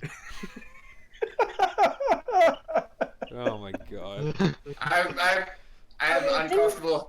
If anyone has any better options, let me know, because that's all I could come up with. There's always better options. There's always better options. Is hemorrhoids even a color? I mean, come on. I guess it's like a color It's the red. color, Makes you think it's of the red. color of pain. Pinkish reddish? I don't know. I've never seen. I don't know. It's the color of. I've never seen photo of someone's ass to know what their hemorrhoids look like. Anyway, back to shipping. I'm not a gynecologist, but anyway, go ahead, dude. Oh wait, we gotta get Sock's opinion Yeah. over the Yeah, past few over episodes. the last 3 freaking weeks. Yeah, just Can I just finish this real quick so then Yeah, he can sure. go? I'll 'cause go it's do a- it. Finish, yeah, then we'll he get can go Scott's off. opinion. The thing, so I'm the resident Renora fanboy, as we all know, and they're still kind of doing a similar thing where it kind of goes to my same point before: is why can't they just be in a relationship? Why do we keep having these little teases here and there? Yeah, it was like made me happy at first, but now it's like, why? After that, Yeah, especially why? with Renora, it's like Why? just fucking. yet? Why haven't they kissed already? Why aren't they in a serious relationship at this point? Why aren't they holding hands in every single scene that they're in together? They're 19 years old. Again, I've mentioned this before. We all know this. It's in a world where people have kids young. That's if the writers aren't aware of the fact that they've established that, then they're idiots. But I'm pretty sure they're aware of that. Okay, I'm giving them credit. I was actually talking about that as a possible way they might. I don't know. I love Ren and Nora and stuff like that, but maybe if they do decide, like, you know what, we don't need, like, we have enough supporting cast and stuff like that, if they decide to, like, write them out as Nora gets pregnant or something like that, like, they're like, crap, we're pregnant, and we need to stay here, and, like... I'm fine with that. Fine with that. I mean, I think it's still nice to have them in the show, but you know what? Yeah, I like their continuing. I mean, I want them to have a kid either way. I'd actually think it'd be more interesting to see them have to deal with that and see everybody have to deal with that. I think it would do a lot, not just for them, but for the rest. Like John realizes that he's has to ask himself, like, where do I belong now? You know, do I stick with these, 4 girls and I honestly entire team, but or is he just like, what do I do? And they're kind of like, Godfather, and he's just I see it as a great way to show, like, I think it would be what I would see it as is the way I would write it is, one, their relationship is adorable so far, and I would love to see them, like, have that. And, the other thing is that I see them still, like, a lot of them, they haven't really recovered from the whole why are we still doing this thing. And Nora getting pregnant and then, like, actually having a scene where she gives birth and everybody sees the baby or something like that, that would be, I think, a really nice way to, like, kind of remind everybody, like, why the fuck they're trying to stop. It's not just our generation. Yeah, we're doing this. We're not just doing this for us and the people that came before us. We got to do this for everybody that is going to come after us. Yeah. That would honestly be a very powerful scene if they wrote that right. And they very well think they could. So I think, and plus just having that kind of different dynamic of those characters all having to grow up and deal with, like, having to deal with pregnant Nora or dealing with a kid or whatever. Maybe not the whole time, but, like, just seeing that would be interesting. And it makes sense canonically for the show because, like we said, do people have kids young in this show? It's very obvious. We've seen that. So I think they need to move on with that quicker. They need to just establish that relationship, and it's getting really annoying because they're not even baiting it against. That's why, like, it's like, what are you guys watching? What kind of bullshit anime are you idiots watching? Where you're baiting a show, a shit against itself? Like, what are you baiting Renora against? Like, if Jesus Christ, like, at least I understand why they're doing the Black Sun versus Bumblebee baiting. I don't like it. I wish they would just pick one, even if it's not the one I like. I don't care. Pick one. Freezer burn. Yeah, or freezer burn. Everybody. Oh god. The one that pisses off everybody except for us. It would be the only. I mean, but I feel you, dude. Like, I feel like they have in the hurricane of shipping, the eye of that shitstorm is Ren and Nora. Yeah. It's like, it's very that cute. Would be nice. It's very cute to see her. Nice. It is cute to see her say that. It is like, everybody, like, it was even one of the things they mentioned pretty early on in RWBY Rewind is like they thought that was cute. Like, everybody thinks that's cute. Yeah. Why can't it be like the actual relationship and they just hug and kiss every time they make it out of a fight? Like, people would like that. Let's be honest. Like, who wouldn't smile every time they saw that? I know I would. From what I know, it's like Nora, like, has, from what they've said, like, on the rewinds and stuff like this, I think Nora has no problem doing those kinds of things. It's Ren who's just like, it's a PDA. I'm gonna write. It's like, I want you to do these things, but not in public. We still need to see some sort of. That, but I could still see him, like, meeting her halfway and just holding her hand.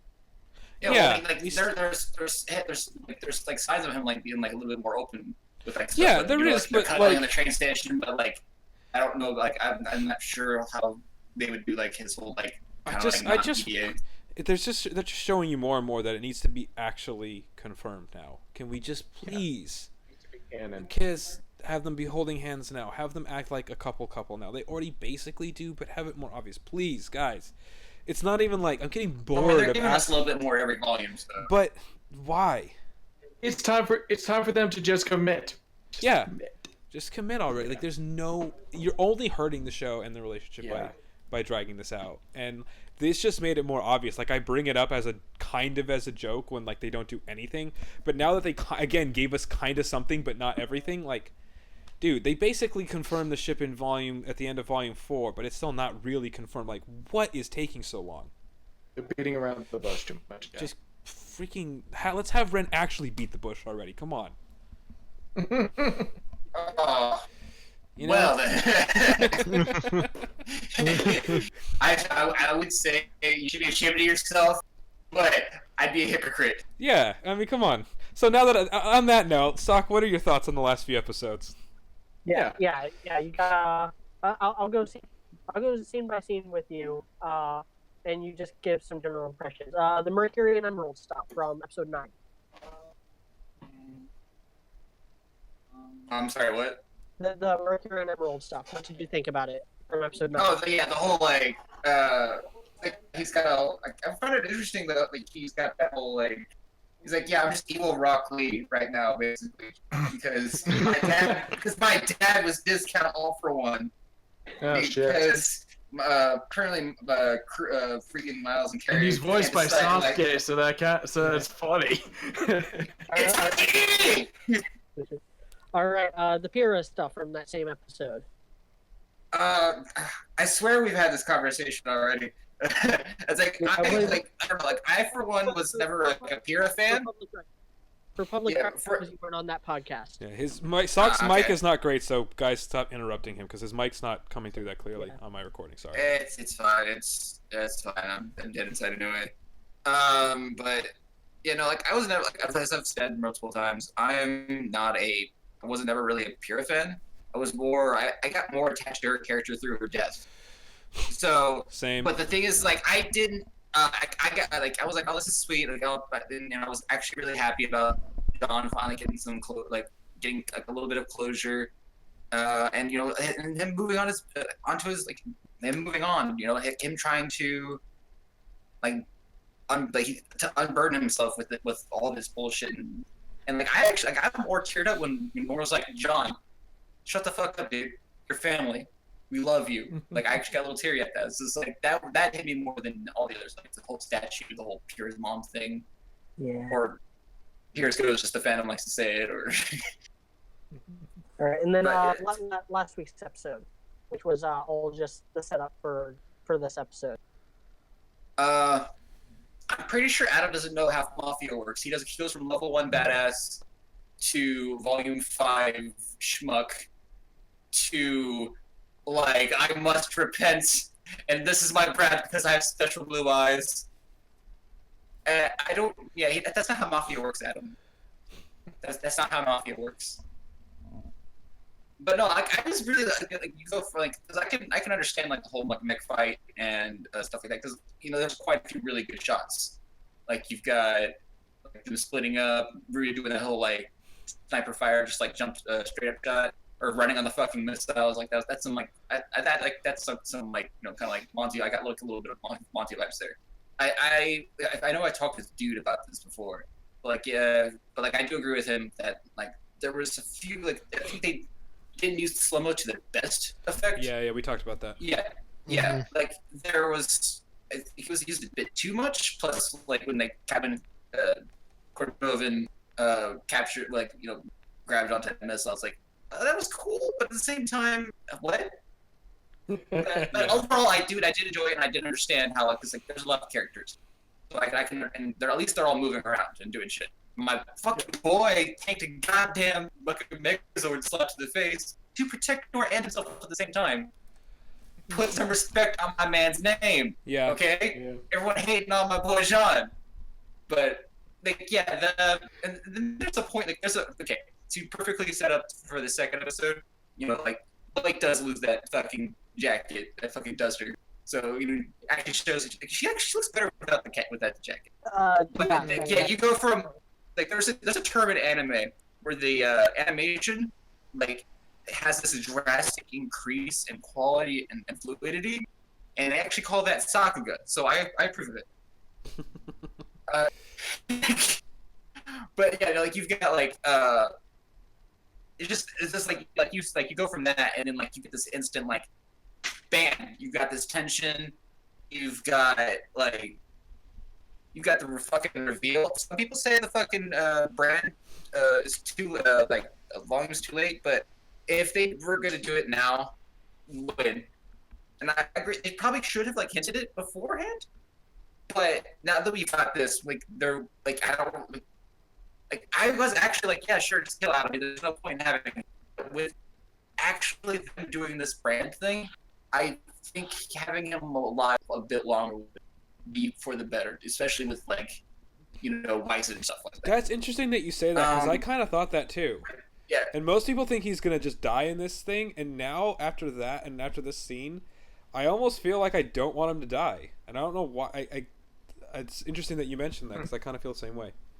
Yeah, Just like, have Adam as a recurring shitpost for the entire fucking thing. I wouldn't, not for the whole show, but yeah, no, like, I mean, like he decides to he gets over Blake after this, and then is, okay, you know what? I'm gonna go back to what I originally set out to do. I'm gonna tear down the Schnee Dust Company because they ruined my life. yeah, I mean, Like when you look at it from his perspective, like the whole Bumble thing, the Bumblebee thing, like I was happy that they did the fucking motorbike to the face thing. I loved how like they did that entire thing, but like Adam, honestly, he's better when he's not being this like I am the White Fang. I don't need you because I have this power, and now that I'm in and stuff like that, it's like just him going back to like this just like singular focus. Like Batman. He is better as like his own like just rogue element. He's kind of becoming like a Neo-ish like character with just a little bit more. He just needs one singular foundation purpose to stand upon. Yeah, because his even his semblance reflects his own like standings and personality. Like he's more of a vindictive guy who just he just shifts all the blame, all his anger, anything that anyone else does to him, he puts into something else. As long as it doesn't hurt him, he would dish it out twofold. And I understand how I understand now like why he does what he does. It doesn't excuse it, but I completely understand like like hell, if I was even just slightly friends with that, I'd be like, yeah, no, fuck humanity, or just fuck the SBC in general. Yeah. But like it's like there's so much they could do with that reveal now. So it's like if they just kill him off, it's a fucking waste, regardless of how you feel about the guy. That's why, You yeah. don't want like another. I agree. I think it would be a waste. Now I almost kind of feel like it'd be a waste at this point to kill him off. Yeah, it's like I'm just happy he's not. If it keeps, I don't know, if it keeps being this good, I would be I would gladly admit that I was wrong, because. I don't know, we've all pretty, like, if they can keep, like, this part of him up, and, again, tone down the abusive ex aspect, take that away and just focus on, like, this tortured soul, which they should have been doing from the start. Yeah. Who knows, maybe they can make him work. Maybe we can be all like, hey, I don't know, maybe, like, in another 5 years, we'll be all like, wow, can you believe we wanted this guy dead, like, 5 years ago? Yeah, that's just like. Can you believe how done we were with this guy 5 years ago? I would love to say that. I mean, to be fair, there's still people to this day who are like, if you think about it, like Weiss is best girl, but like there are people who are like, man, Weiss is a bitch. We don't like why is she in the show? Yeah, exactly. Yeah. Like Adam, who knows? Like if they can make Adam the new Weiss and stuff like that, where we're all like, hey, can you believe that 4 years ago everyone thought he was the worst character? That would be amazing. Hey, can you believe that in Volume 1 everyone hated Weiss? Could you imagine if Adam gets a redemption arc before like Emerald or anyone else does? I mean, I'm not talking about a redemption. No, I don't know about a redemption. But he's just a good villain. Yeah. I agree with that. I'm just like, if they do it right, it could like it's like more of like a slow burn kind of thing. But yeah, who knows? Maybe they do the whole thing where like he gets knocked down and maybe they do the whole thing where like he gets knocked down and like they presume that he's dead, but when Neo show up and they're all, hey. Want someone to help you out? That might be good. Yeah. There's so many routes they can go with all this. Yeah, I agree with you, Robert. It's just it's like that might be cool. Just this singular one thing. The singular one thing adds so much more to Adam's character, and yeah, it would be a waste. I'd be actually angry that they killed Adam. I don't know if I'd be. Yeah, I think I might be too at this point. They've done good job. They've done pretty good work with all their villains. Yeah, recently they've done a bit. That's good, which is really good considering how horribly they did with them last. Yeah, So are we ready to answer some questions from the viewers? Yes. Oh, we got questions? Okay, cool. Yeah. Well, okay. So I realized last week, Zach, I don't know if you watched that podcast, Yep. but Yeah. I mentioned that like I'm going to start also opening up like posts on YouTube through the community tab and get some input from people there. I'm not going to read all of them because some of them are like general what they thought of the episode. Some of them are questions we already answered just by talking about the episode. Like someone asked like, "What do you think of the Blake and Adam stuff? What do you think of the Yang and Adam stuff?" Like, No, we they just covered yeah. that within the podcast. We covered it. Yeah. So ones that we didn't cover already. Rinku-san asked, "What was your interpretation of the White Rose moment?" When I didn't really see it as a white rose moment. Yeah. Yeah, it wasn't. I mean, I know what he's talking about, but Yeah, it's like that's really just It that's honestly Ruby and Weiss's relationship and has been since It honestly reminds me a lot of like the whole like episode, like in the first volume, whenever they run into each other in the fucking training forest, is kind of what that reminds me of. I like it. I mean, I don't see it as a shipping moment. So they're talking about the scene where Ruby's all at, where Weiss is all at, where Ruby falls and Weiss Ruby catches her. falls, She's yeah. like, "What if I hadn't caught you?" She's like, "I knew you would," and then like she had that Smiles. yeah. I But think also she has that moment in the back where she's just like, "Oh, thank goodness," letting us know that like she really did think so. But yeah, it was the my BFF moment from Volume 3 all over again. Yeah, I think it's a great little moment. Or like the stuff on the train where like she caught Weiss and then they scattered into to miss the tunnel. Yeah, exactly. All Got your right, back. next question, unless someone else has. I love another real thing quick. to say. I love Ruby and Weiss's relationship. I think it's platonic, but I still love it. How like Ruby still Yeah. acts like the little childish. Oh my god, my BFF, and Weiss still like Yeah. pretends like she doesn't give a shit, but she obviously does. Yeah, I like how and I like I how like that. consistent that is with how their relationship began actually too. So I do think it's adorable, and it does make me Weiss still annoys. it does Ruby. make me understand why people ship them. I do understand it. I don't see it. I don't think that was a shipping moment, but I get it because I do think that platonic relationship is very adorable. So I do. Yeah, I can agree I with like that. moments like that. I like moments like that. Yeah. Yeah, I don't see it either. I don't It's see another it as big sister, little I see sister relationship. So next question, this comes from Vincent810 on YouTube. Are you expecting an apology from Blake to Yang after this fight now that she has understand Yang's feelings? Now that she understands Yang's feelings, are we going to get an official? I think she kind of already. I think we might. You think so? I actually don't think we're gonna get I it. feel like she already kind of. I feel like that like. I don't feel like she needs to say anything. I feel like it's very much implied, and it's just like. There's It's a there. difference though. Like I don't think they need that. But you think they will anyway? Yeah, I think. Yeah, think I we'll can definitely write that see soon. like an apology on some level, Yeah. like a formal one from Even Blake. Like, even I don't think it's necessary at this point, and you guys know how much I was fighting for the apology. But I would not necessarily complain if they gave it to us, because it would be really nice to see. It would just be really nice to see Blake say I'm sorry, and not because like I want to be like, I told you so. No, it'd make me like her if she can humble herself enough to actually really apologize to somebody. Then I would definitely make me like her more as a character. So in some ways I'd like it just because I'd like to see Blake do that for once. She kind of apologized to Sun and kind of apologized to her parents, but I think Yang's actually the one at this point who deserves it the most based on like what we've seen in the show. So it'd be nice, but I don't necessarily expect it. I think it's like 50-50.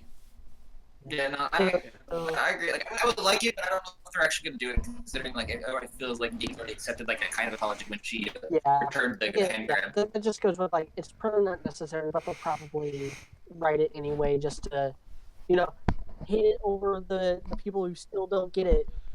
And that like, no, this is what we meant by that line. It really It also I think actually, speaking of that hand holding and the Bumblebee moment, for people who have quit watching RWBY because of all this, and for some reason are still listening to this podcast, good riddance. Bye. Yeah. We don't need you. What? Sorry. I'm going to just answer this myself. This is a really simple question, simple answer. If this comes from Rudy on YouTube, If Adam isn't blind, then why did he wear a blindfold while fighting? Easy. Because It it looks wasn't a cool. blindfold. Because it's not a blindfold. Yeah, it's not a blindfold. Just a piece of cloth. Yeah. Okay, next one. Do you think this goes? We already answered that. We kind of already answered that. Let's ask predictions for next episode. Do you think Adam is going to die? And then he said, "Can't wait for you guys to talk about it." And this is the last YouTube. So he's specifically asking, is Adam going to die? Or Yeah, he asked. So predictions for next episode? Question mark. Do you think Adam is going to die? Question mark. No, I'm pretty sure like I think they're gonna they might end up defeating him. You either go one of one. They beat him but he escapes again, or they beat him and he gets arrested and they kind of use that to hey, we've captured Adam Torres kind of thing. That's the only way I think he's gonna die. Just parts of what they said, Yang's line of chance and stuff like that. I think this is where they're gonna kill him off. Like you guys said, some of what you guys have said has kind of made me wish that they wouldn't, but I think they are. Yeah, I'm kind of in the same spot. As I would prefer at this point now that if they didn't, but I do think so. So that's one of the things I didn't like about the end of this episode was that he was winning the whole time, and now it feels like he's hesitating for no reason. That line should not have made him hesitate or give that reaction that he did. So it does make me think that they're going to defeat him at the same time, and it's not just going to be a one-on-one. Yang is trying to protect Blake, so it's going to be a one-on-one fight, or Blake is trying to protect Yang, so it's going to be a one-on-one fight. It's no, it's a 2-on-1 fight, and that might not be strong ground for him. I would. Well, she doesn't even have her main weapon though. Remember, he broke it.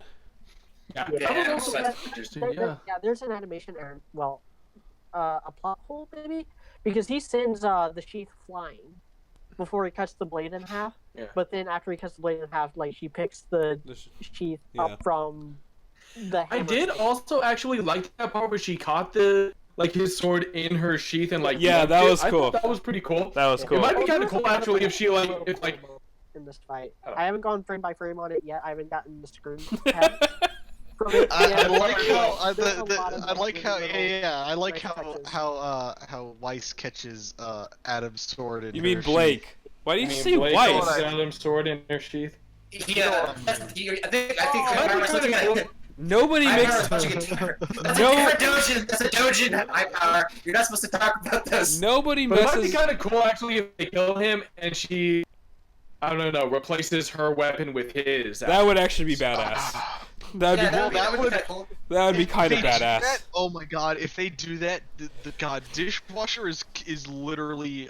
If they do that, the dishwasher is actively fucking with the plot with his art because in his little fan fiction.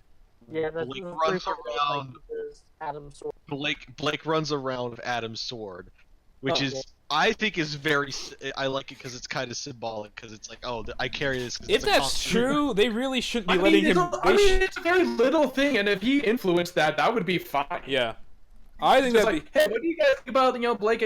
If when we kill off Adam, Blake uses his sword from then on, and they're like, yeah, sure, why not? That would be cool. They've always said that Blake's weapon was going to get eventually upgraded. Yeah, I do remember them saying that. They've said that she's going to get an upgrade, but they weren't going to reveal when. I think at this point, it's broken. Her weapon's broken. You might as well get an upgrade. Yeah, that would be cool. I would actually be fine with that. That actually reinforces even further that I think they're going to kill him somehow because Blake lost her weapon. It's very convenient for them to just pick up his. The question is Yang going to end up being the one to kill Adam? No. Blake snaps his she just pulls a default lock card, I don't think just snaps his neck. I don't think that really matters. What I'd actually almost prefer personally, and I don't know why I can't exactly explain why I'd prefer this, but I would rather him really start to kick their ass and they kind of barely escape and they run into. Well, no, that wouldn't work. I don't know how that would work. I want them to. I don't see how they. The problem I have is they beat him here by themselves, just them two. It's like they were getting their asses kicked the entire time, and Blake doesn't really have her weapon. She has a sheath left. There's no reason they should be able to beat him right now. That's the problem I have. is so like I would like. We'll just have to wait and see. Yeah, that's the problem. Well, here's another fair question. When is the knowledge of Weiss and fuck? I keep doing it. When's the knowledge of Blake and Yang fighting Adam going to hit the main cast, or will they not even know until? I don't even know if they'll know until Yeah, after. They're just gonna show up and be all like, "Oh hey, yeah, we ran into Adam." And What I'd prefer is what I want is I'd rather them get their asses kicked and almost die personally, because but I want them to do it together basically, and then the next time they can fight him when they're ready together, and then they kill him together. Then I'd like that, but I don't think this time like it just doesn't. They're not in a position to win right now at all. They're both. Yang is still shaking. She's getting her butt kicked. Blake can barely stand and doesn't have her weapon. Like what the fuck? How are they supposed to win? He's just. Well, yeah, we'll have to wait and see. But speaking of weapons, last question. This is from Gmail. We did get a question from Huand. I want to give him a shout out, but because he just asked about face reveal. But this question comes from Edward Kelly on Gmail, asking, and he says, "Been asking this one a lot lately. What do you guys think in the consistency of the quality of the characters' weapons in terms of design? In season 1, we got tons of really cool transforming weapons like Ruby's, Weiss's, Blake's, Pyrrha's, Nora's, Sun's, etc. But we haven't gotten much of anything since maybe Volume 3 with Crow and Winter's weapons. The weapons since then have just been things like normal guns, blades that don't transform. Really lame things like Oscar's cane, or totally ridiculous things like whatever the hell Vernal and Lionheart's had. Do you also think weapon design have been declining in quality?" Okay, well, there's Maria's kind of weapon. I Yeah, feel so- there's two schools of thought for this. Yeah, Question. there's only so much you can do without like thinking for off factor. So, my personal feelings is it's one of two ways. It's either they're falling back to like we're having normal guns and we're having normal blade devices, and then we have like weird exotic bullshit. I will say this though, I feel probably a big reason why the weapon design has become less like ridiculous is probably has a lot to do with Monty not being with the show being passed. I have a feeling Also, that's it's just the that we main haven't reason. been introduced to many like new main characters so they probably haven't felt like they really needed to put that much thought into their weapons. Yeah, I mean, if you're gonna Like I just said, be, like, you know, a one-off Maria's character, then- Maria's weapon was pretty cool and pretty interesting, but she's like the only major main character to be introduced. This Like Hazel doesn't use a weapon. Vernal and Tyrion, theirs were kind of similar. They were just like claws with guns on them. Yeah. Other than that, we had like Dee and Dudley, and they were just like Yeah. A gun. Lionheart's and a was. Yeah, Lionheart's. Okay, I kind Lionheart's of see where was they're dueling coming from. discs. I Was would a say- dueling- I don't know. I would I say. guess I hope. Yeah, go ahead. I would say that, and my answer would be yes. I do think it's declining. I think the only really cool weapon we've had recently is Maria's. I think Maria's is really cool, personally. But other than that, I do agree it's generally declining. I wouldn't say like it's that extreme though. It does kind of make sense because obviously they put a shitload of effort into the weapons in the beginning of the show. Like that's a huge part of all the main characters' weapons. I don't think they've designed a lot of weapons before. Like I think all the interesting weapons were designed before the show even started. Obviously, because like let's be honest, Crow's weapon was had to have been designed way before. They talked about how like the idea for Crow was something Monty had for like what 12 years before RWBY even started, or something. So I think it's just, Amber Alert. no, that's actually flood warning because we're actually getting rain in California.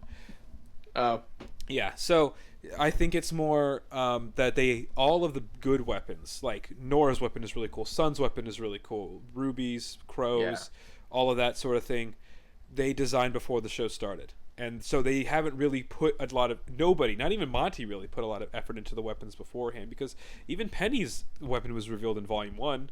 So all the good ones were already thought of, and they probably already thought of Maria's. My guess is they already had plans for Maria. Or they were actually clever and they kind of copied Crow's and Ruby's but did their own twist on it, which in that case they did a very good job because I really like her weapons. But also keep in mind that a lot of the early weapons are lame too. Not all of the early weapon designs were good. You know what I'm saying? Like Ublex Yeah, was cool, yeah. but Ports was lame. All of Team Cardinals were lame weapons. You got the Jaws was literally just a sword. Yeah. Yasuhashi, yeah. just a sword. Ren's isn't that good either. Sage's was just a sword. Yeah, Ren's weapons aren't that cool let's- either. Mercury is just fucking boots Yeah. with guns strapped Yeah, to them. even Yang's isn't that cool. They're just guns on her They're wrists. shot. That's I mean, I think that's kind of. I don't know. I like Yang's more. it's not that it's fair. not as great cool as some of the other ones. So like in terms of you're just going by cool factor, though, is what I'm saying. And Mercury's is just Yang's, but with on the feet. So yeah, I mean, there's a lot of ones that aren't that even in the beginning they weren't as cool. I think it was just that they put a ton of effort into designing cool weapons, or at least Monty did when he was creating the show, and then they just kind of that was it. Like that was when they put the effort into it. I kind of agree that like there's been a decline, but like it kind of makes sense to me because we have all these characters who aren't probably even going to be here for like more than a volume. Yeah. So there's no point giving them cool transforming weapons. Yeah, why would you when bother a gun just works? Yeah, wasting there's no a really point. cool weapon design on Dee and Dudley? And that's like if you reuse it on somebody else, then they're gonna say, "Well, you're just copying Dee and Dudley's weapon." So I don't mind them giving characters like them shitty weapons. I don't really care that much. I do mind that Lionheart had such a shitty weapon, but I don't mind. I kind of like Lionheart's dual disc. like In concept, it works. it's just because it's funny. It's literally you only like it because it's a dual disc and that's funny. I mean, for a caster and how he used it, it makes sense. I like It's instead of- the only reason I like it is because it just reminds me of Yu-Gi-Oh! Abridged. Time for my revolutionary new dual disc system. Trademark. Draw monster card. Draw monster card. There I set Hazel down in defensive position. are no buildings that can contain my ego. Screw the rules. I have money. Screw the rules. I have green hair. All right. God, that series is so I think good. we got that question figured out. Yeah. So, I mean, Yeah. let's get into predictions real quick, and then we can probably wrap. this Actually, up. there was one other question that we got that I wanted to And go for get it. more actually, All right. Let's go. which was somebody asked, how is this any different than the Battle of Haven? Let's talk about that, shall we? Oh yeah, we're just, Characters are moving. Like, Characters are moving. No. There's actual tension. we're There's just gonna hand the floor over to Robert real quick. Yep. yeah, let's talk about that. So Yeah, first go of ahead. all, this conflict right now has been brought about by the actions of the character. All right, they have actually done things that have brought this about. Second of all, we can actually keep track of what each character is doing and where they are, what's going on. They are not disappearing between frames. And then Adam also feels like a legitimate threat. And this is really good. He doesn't even need an army right now. He still feels like a legitimate threat. And also, like you said, Sock, there is actually some legitimate tension. Again, like I said before the the preview for next episode came out, I was actually kind of concerned about what was going to happen to the airship. I actually thought that it might actually have damage. I thought so too. That's another major And difference. I'm actually kind of exactly. I'm actually kind of confused why it doesn't, but Yeah, I was kind of worried about that there. And there was and I don't know, there were a few other major differences, but just I don't know, it feels more fluid. The fights more entertaining. One difference that sticks out to me is the compartmentalization of this fight versus Yes. the Haven fight. So in the Battle of Haven, you had what was it, like 9 people versus 8 people all in one room, and each little standoff being animated completely separately from the rest, Yeah. which led to like every other fight completely disappearing and not existing when a single fight was on screen. And then you got things like Yeah. them completely cutting away from fights entirely, like during Oscar's like really slow walking up the steps to meet Lionheart instead of actually watching the fight. Yeah. Yeah. there is still a little bit of standing and watching in this fight, but it doesn't really bother me that much because it's not like it's anything new. Yeah. And you've got everyone like actually contributing to this fight. You're not cutting back and forth and like I don't know. You can actually follow the fights. You're not cutting away from what looked like really fun fights. You're not having Ruby say, "No, I'm angry," and cutting away. Yeah. The thing is, when they're standing around and talking, You've got actual continuity. everyone is standing around. It's not they're showing the standing around and talking instead of showing a fight that's going on at that same time. It's consistent at least. No, I think for me personally, like I didn't even think of the similarities because I don't really see any. This is infinitely because they're night and day. They're night and day. This is not the best fight. It's not the best, but it's a lot better. And I'm definitely enjoying this right now, and I expect to enjoy next episode too, even if they don't do everything that I want. Like overall, I'm positive on this episode. I think this fight is way better than the Battle of Hate. They're compartmentalizing it well. They're all working together. It's fluid. The funny thing is that like the last one was supposed to seem a lot more dangerous and meaningful, but I'm a lot more concerned for people in this volume right now than I was in the last one because they're doing a better job of showing some gravity, even though the biggest flaw is Cordovan being this one has some real tension and actually feels like they could lose. Yeah, and like the especially with the Blake, Adam, and Yang fight, that one is definitely actually keeping me on the edge of my seat right now. And yeah, like it's all of it's better. There's none of the characters and are making. It feels like they actually could potentially lose this, and it wouldn't be the end of the show. Yeah, and none of the characters are like making really dumb random decisions like they did in the Volume 5 finale fight. Like I'm not confused as to why characters are doing what they're doing right now. Everything makes sense to me.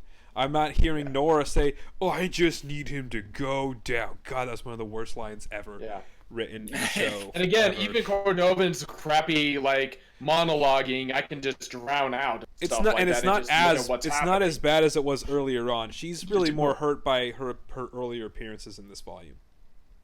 Yeah. So, yeah, it's definitely a lot better. It's night and day. There are many different. It also helps that the beginning of this volume was a lot better than. And the middle part of this volume was better than this earlier volume is night and day from 5. Yeah. It's good. Yeah, also, like the setting, like Volume 5 was in a flat terrain. Yeah. Whereas this fight with the mech in particular, like they're you got actually kind of using altering the terrain to their side, and you got the air. Yeah, you got water level, you got air level, you got the mid range with the shield generator, you got the cliff level. Where the majority of the cast it's like Shadow of the Colossus meets God of War, and God of War 3, and I love it. Yeah, that is honestly what it is. That's really funny, which is cool. I'm not complaining about that. It's good. Here's my kind of opinions for predictions is. Yeah, we can get it. I feel like the giant Grim. So this is I want to say this is I feel like there's some through lines almost with the end of Volume 3 that we're kind of starting to see with the ending of this volume. Mm-hmm. Yeah. Mm-hmm. Especially with how like we have the different fights going on because like we had the compartmentalized fight between like Weiss and the with Weiss as much as I hate to be Velvet with the knights with the mechs. You have the Yang and Blake bit going on with Adam again. Did you just say Velvet? Yeah, remember Velvet fought the mechs? Volume 3. Okay. Sorry, my bad. Yeah. Okay, I was confused. There's some comparisons that can be drawn between Volume 3 finale and this Volume 6 finale. Okay, yeah. So, I'm curious, like, what else is... Because we got 2 more episodes, too. And where I'm still expecting one of them to be really, really long. Probably. I'm hoping it's episode 13. I am hoping it's the last one. I'm expecting like episode 13 needs to be like as long as the Volume 3 finale, which was a fucking long episode. It was a good one though. For RWBY. It was pretty good. Still probably the best finale episode. And I'm just curious, like, what's this shoe's gonna drop? Like assuming Cinder and Neo are in the area, they're probably hearing all these explosions going on. It's like, well, who's that gonna be? I think they're still a couple weeks behind. I think it's still too late for that. I was gonna say, but it's probably still too late. Yeah. Yeah, it's probably still too late, but who fucking knows? If the script demands it, they can time travel. Still hoping that they just cut to like back to Argus and like a few weeks later, and it's just Neo and Cinder just busting the doors down of the base, just killing everyone, stealing a ship, and going. Yeah, I can see that. It honestly would not surprise me if that's the case. Yeah. Is that they're still behind it, they're just playing catch up. Yeah. All right. So what I've been... Oh yeah, go ahead. No, go ahead, Robert. You go first. Okay. So I guess we're on predictions now, but so what I'm kind of thinking here is that, so yeah, I'm really hoping it's a giant Grim because, I don't want it to be Ironwood and Winter coming to chew Cordovan out and stuff like that. So I want it to be how about that it's a giant Grim and Cordovan, and it overwhelms Cordovan and stuff like that, and they, they take out her main gun and stuff like that, so she loses her big weapon and stuff like that. All she's got is the one useless hand and one useless arm thing in one hand. And so they're all like, okay, crap, we gotta help her. And so they go, they help her, they kill the Grim, maybe Yang and Blake, finish up with Adam and go to help them out as well. So they kill the giant Grim, and Cordovan kind of has a bit of a redemption moment where she realizes, okay, you're good people, and, you meant well, and I'm assuming that you were real, and you seem like and I'm assuming that you stole the ship because you were really desperate, and I understand that, but I still have a duty, I still have a job to do. So, and it basically cuts to her transporting them taking them to Atlas via prison transport. They're basically prisoners, but she says I'm going to make sure that you have an audience with Ironwood. I'm going to make sure that he understands, that the Grim showing up was my bad, that it was, because of my my reckless behavior. And she's makes it sound like, things are going to work out. She's like, I'll put in a good word and I'll let you talk to him, let you explain yourselves, and hopefully he'll give you a pardon or something like that. And so it's she's still doing her job, she's doing her duty, but she's, at the same time, kind of her attitude towards them has changed. But because they are in this prison, because they are all basically prisoners, they can't do anything when everything goes to hell in Atlas with, again, Tyrion and Watts' plan. And so they're all basically I don't know, maybe they let Oscar and Crow out to... That sounds like Volume 7 stuff. Let's put a feather in that cap for I don't know, I'm still predicting they get... I love hearing Roberts. All over the course.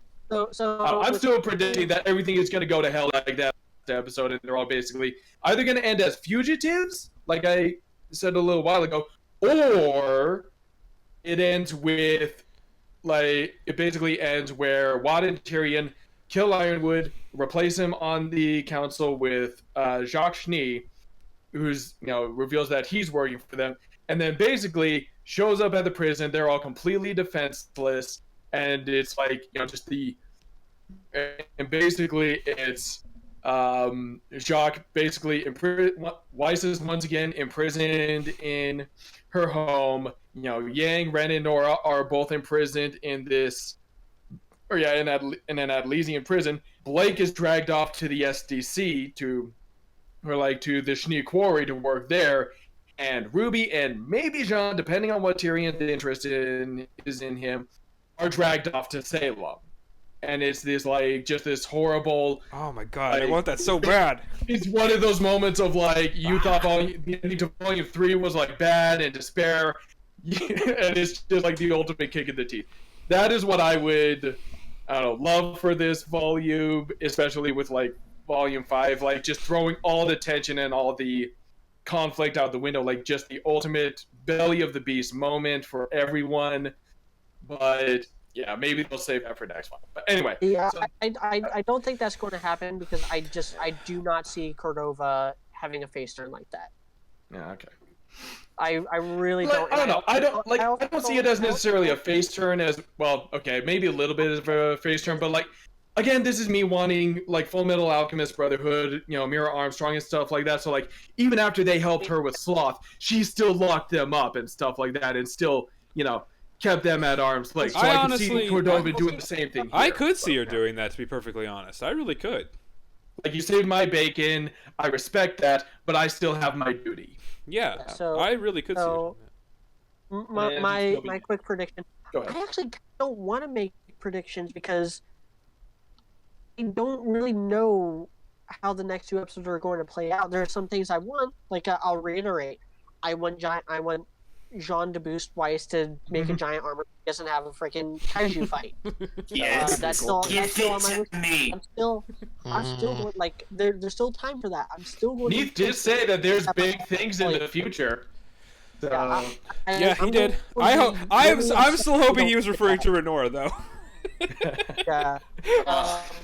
I'm still hoping that's what he was referring to, because he very well could have been. Yeah. Other than that, like Adam to be defeated, maybe die. I don't really. I don't know, and I like not knowing. I almost don't even want to listen into more predictions because I'm genuinely interested. I'm really invested. And that's fun, dude. I don't know. I like that we have things to predict. I like that there's room for predictions, but yeah, it is fun not being able to figure out like, okay, this is what's gonna happen, blah blah. Yeah, and I guess so. Who's still left? I think just you. Oh, just me. High Power, did you make prediction? I already did mine. Okay. Yeah, so just you, dude. Sock, did you go? Sure. Let's go with that. Well, did you? I don't think you did. Did you? If you didn't go, if you didn't go, go Sock. Because I always take a long time, so I like to go last, just so I can just other people can go. Okay, no, that's fair enough. It's all over the goddamn place. I mean, I already said about the whole like they just capture Adam thing, but like I would like, I don't know. I actually think like as I said, like, Giant Grim shows up, Cordovan goes down fighting it. They just kind of like use that to like leave. Aww. Like, yeah, they just kind of use that as distraction, but they'll have to do something. Well, they'll have to do something about the Grim, but they're not gonna be able to save Cordovan, and they can just use that opportunity to get the fuck out of Dodge. Maybe like they see reinforcements coming and stuff like that, so they're kind of like, okay, we don't like it, but we really just need to go. Yeah. And maybe that's kind of like one of those like tough choices that they have to make. That could be. Yeah, it's probably like I don't know. The only prediction I can really make is like it's a Kraken, maybe. Like that's all. Kraken Grim or something. Yeah. Kraken. Yeah. Cthulhu Grim. Oh God, yes. Dinosaur Grim. No. It's just a big megalodon or something like that. Dude, Dinosaur Grim would be dope. Yeah. I wouldn't complain about that. What about actual kaiju Grim? I don't want to get like Godzilla Grim. Yeah, Godzilla Grim. Oh, that would be. No, you can't. I would Godzilla cream Grim my socks, dude. I would because, cream my socks if they did a Godzilla Grim. You're gonna get sued if you do a Godzilla Grim. Grimzilla. That's true.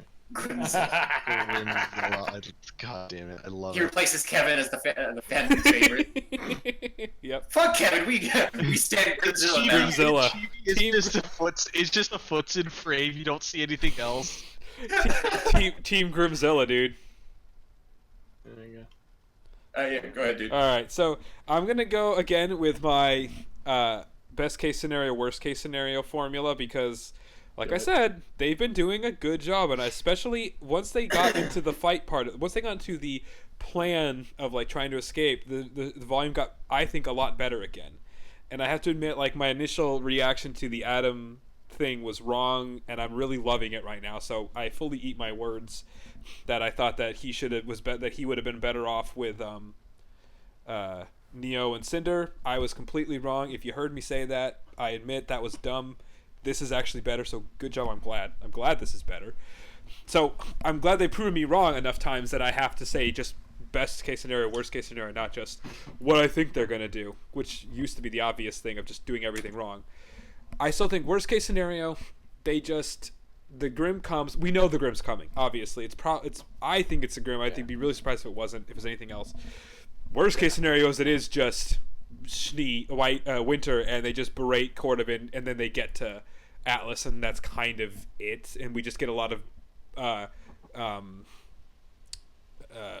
previews of like the Watts and Tyrion team, but I don't think that's what's going to happen.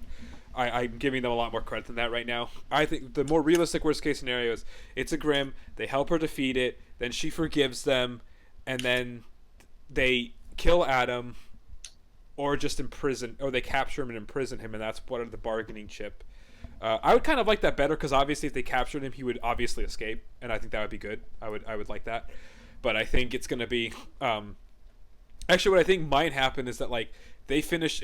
If that's what happens with the Cordovan fight, they might catch up to Blake and Yang, and they stop Adam like everybody else does or something like that, and that's how he gets captured. But I'm not sure about that.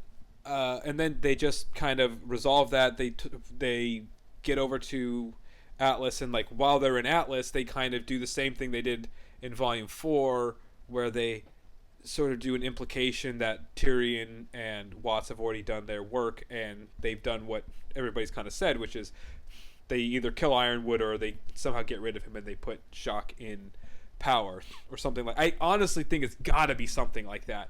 Best case or worst case scenario. I'd be really surprised if that's not something that's going on. And then that's kind of where they end the volume, and it's like left to figure out what's going to happen next volume. I don't really want that. I'd rather see more happen. So what I would prefer to happen is, again, as usual, more along the lines of what Robert says. This is one of the reasons I like to go last. Is just like best case scenario is usually pretty much what Robert says, because I usually love what he says. I would like them to get their asses kicked by Adam and actually like run away or something. I'd like them to actually have to escape him and fight him another day, like I said before, where they're on equal terms together, and they will come back and kill him together. I actually would like that. I think that would be cool, whether it's a shipping thing or not. I'd like that to be the way he goes down when they're more ready. I want to see them get beat. Obviously, the Grimm comes. They help her defeat it. Obviously, I'd be shocked if that's not what happens, if they don't help take down the Grimm. I just can't imagine that not being what happens in some way. But I actually do agree with Robert. I think I could see her being like, "Well, you helped me, but you still broke the law. We're still the SD. Sorry, Atlas is still better than you. You're still under arrest, you motherfuckers." And because something like that, or they do get away and they get there, but Watts and Tyrion have. Either way, I want Watts and Tyrion to have already done their work. I don't want to see that have to try to happen again. I want to see it just already be that way. I want them to be fugitives, like I said. The thing is, I really want to see the characters at their lowest. The lowest they were at was at the end of Volume 3. Let's be honest, that was everybody's favorite end to a volume. And Volume 4 was the best volume when they had to like come back from that. But that wasn't even as low as they could have gone, because they did technically stop a lot of what was going to happen. I want to see them hit rock fucking bottom. That is when the best shit happens. What would be more rock bottom than both their leaders are gone, are prisoners of Salem. They're all separated. They have to like read volume now. I don't necessarily. It would be totally at odds with this volume. I agree. So I don't think that's what's going to happen. What I think will happen is more likely is that they do defeat Cordovan, they get over there, and they start laying the groundwork of what Watts and Tyrion are doing to take over. And I think they hit rock bottom at the end of next volume. That's what I think. At the end of Volume 7? At the end of Volume 7 is when I think they hit absolute rock fucking bottom. And that's when I would love to see the prison escape thing. Oh my god, that'd be so amazing if they have to like. That's even better than what we said before. God, the prison escape. Impel down in Atlas. Impel down in Atlas. When Yang has to give a blowy joey to the guard to get out. That's never gonna happen. But No. but what I would. No, it would be more like Impel Down from One Piece. I want to, but I think it's more likely going to happen in Volume 7, because then you have 2 volumes without Team Sun, and then you can bring them back, because I do think what will end up happening is when they do escape, they're going to go to Vacuo, because we haven't seen Vacuo yet. We're going to see it. So I think when they do I don't think we've seen enough Atlas yet, so I'm guessing they're going to end That's also true. triumphantly this volume. As long as they end at just the most rock bottom fucking place they can. Actually, that's what I'd like to see Nora's pregnancy reveal too. Is when they're in prison or some shit like that. Right? No, it's true though, because that's like that's like the worst possible fucking time for something like that. Or that's like the one glimmer of hope, almost like in Avatar: The Last Airbender, when they're at the Serpent's Pass. Or it could be one of those things where like they get to Atlas, or like this volume ends with Nora. Or I don't know. That would be a really. That would be a really long time they'd be in Atlas. I was thinking like maybe Nora reveals that she's pregnant at the end of this volume and then goes into labor at the end of next volume in prison or something. That's like possible too. But that would be like a really big time jump. So. It'd be a really big time jump. So that's why I say I think it would be they would reveal at the end of next volume. That she's pregnant. Yeah. I almost expect them to try to do a rehash of a fix of Volume 5 next volume. I almost expect them to kind of do a similar thing because we know that Team whatever, Tyrion and Watts and Hazel, they're going over to, or is it just Tyrion and Watts? Which? Yeah, they're going over to. I guess they're missing their C, huh? To do their coup thing. So I expect them to try to do a better job of Volume 5 in some way next volume. But yeah, either way, I think That would be nice. I think they'll be semi-triumphant this volume, and then next volume, as long as they hit rock bottom, because the whole cast has not really hit rock bottom, and if they think Volume 3 was the most rock bottom they could hit, that's not true. Every hero needs to hit that point. They gotta do that. Like, that's very important part of storytelling. Like you said, Harry Potter hit rock bottom a couple times, but especially in book 7 when Ron leaves and him and Hermione have no idea what the fuck they're doing. I thought it was when he found out he was gonna die. And well, that too. Like you could kind of pick several different points in book 7, the point where the Voldemort's kicking the shit out of everybody in the castle, and Harry's like, the only way you can stop it is by dying. Like, yeah, that's pretty rock fucking bottom, and that's the only way things can work out at the end. So you really kind of need that. Not Dumbledore, fucking in Lord of the Rings. What's Gandalf? Gandalf dies. There are several points where you think that there's Spoiler. no way Sam and Frodo are going to make it. There's the point where the army with not Legolas and the king, I always forget his name. Aragorn, yeah. They're obviously going to die. Like, there's a lot of, you got to have those moments, and we haven't had that since Volume 3, and again, that still wasn't as bad as it should have been, because they still kind of won. Again, Ruby gets dragged off to Salem. That would be the most rock bottom moment. Yes, taken prisoner by Salem. I agree entirely. That's what I want eventually. So. I mean, as much as it's like I can see it. Like, I'm gonna go with media on this one. It's probably gonna happen next. That rock bottom's probably gonna be the next volume, because after Volume 5, the villains do need something. But I think it's more going to be a 50-50.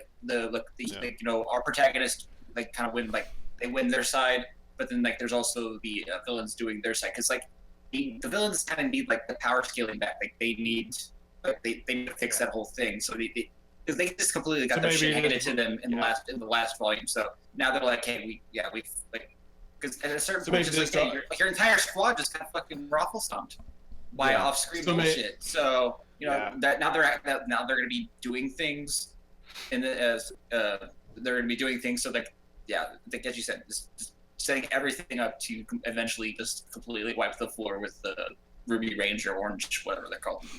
Yeah, not orange. No, fuck. Orange is a good color, okay? Anyway, yeah.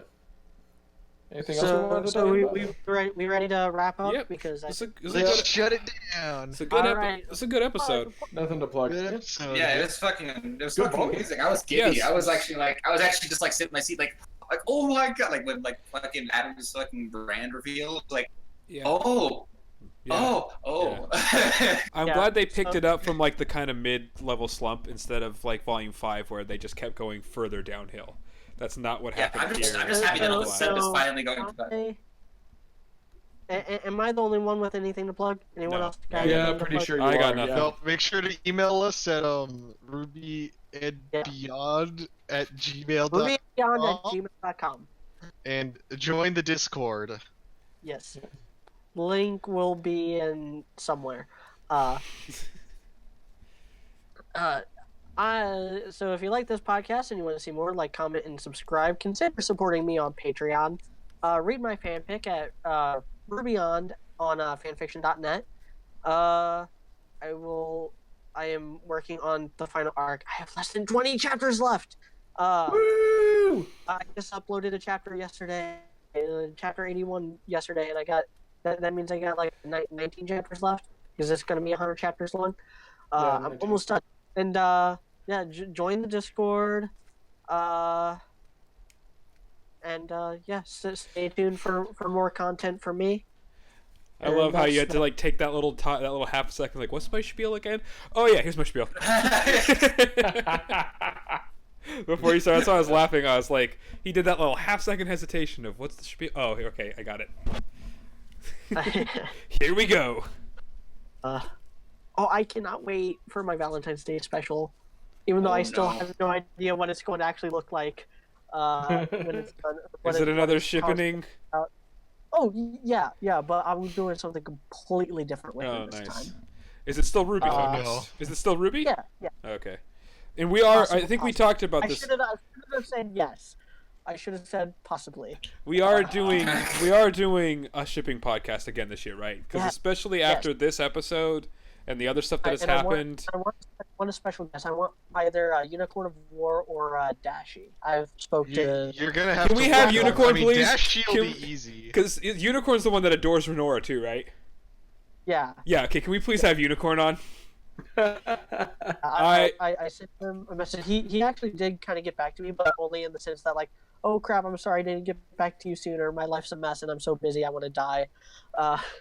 Hang in there, Unicorn of War. I want to do the shipping podcast with Unicorn so we can just talk about Renora. Yeah. I'll message That's my him about dream that, right now. soon. So until next time, thanks for watching. Later. Well, good night. Oh, there's a stop button. God, I keep forgetting how to do OBS. All right.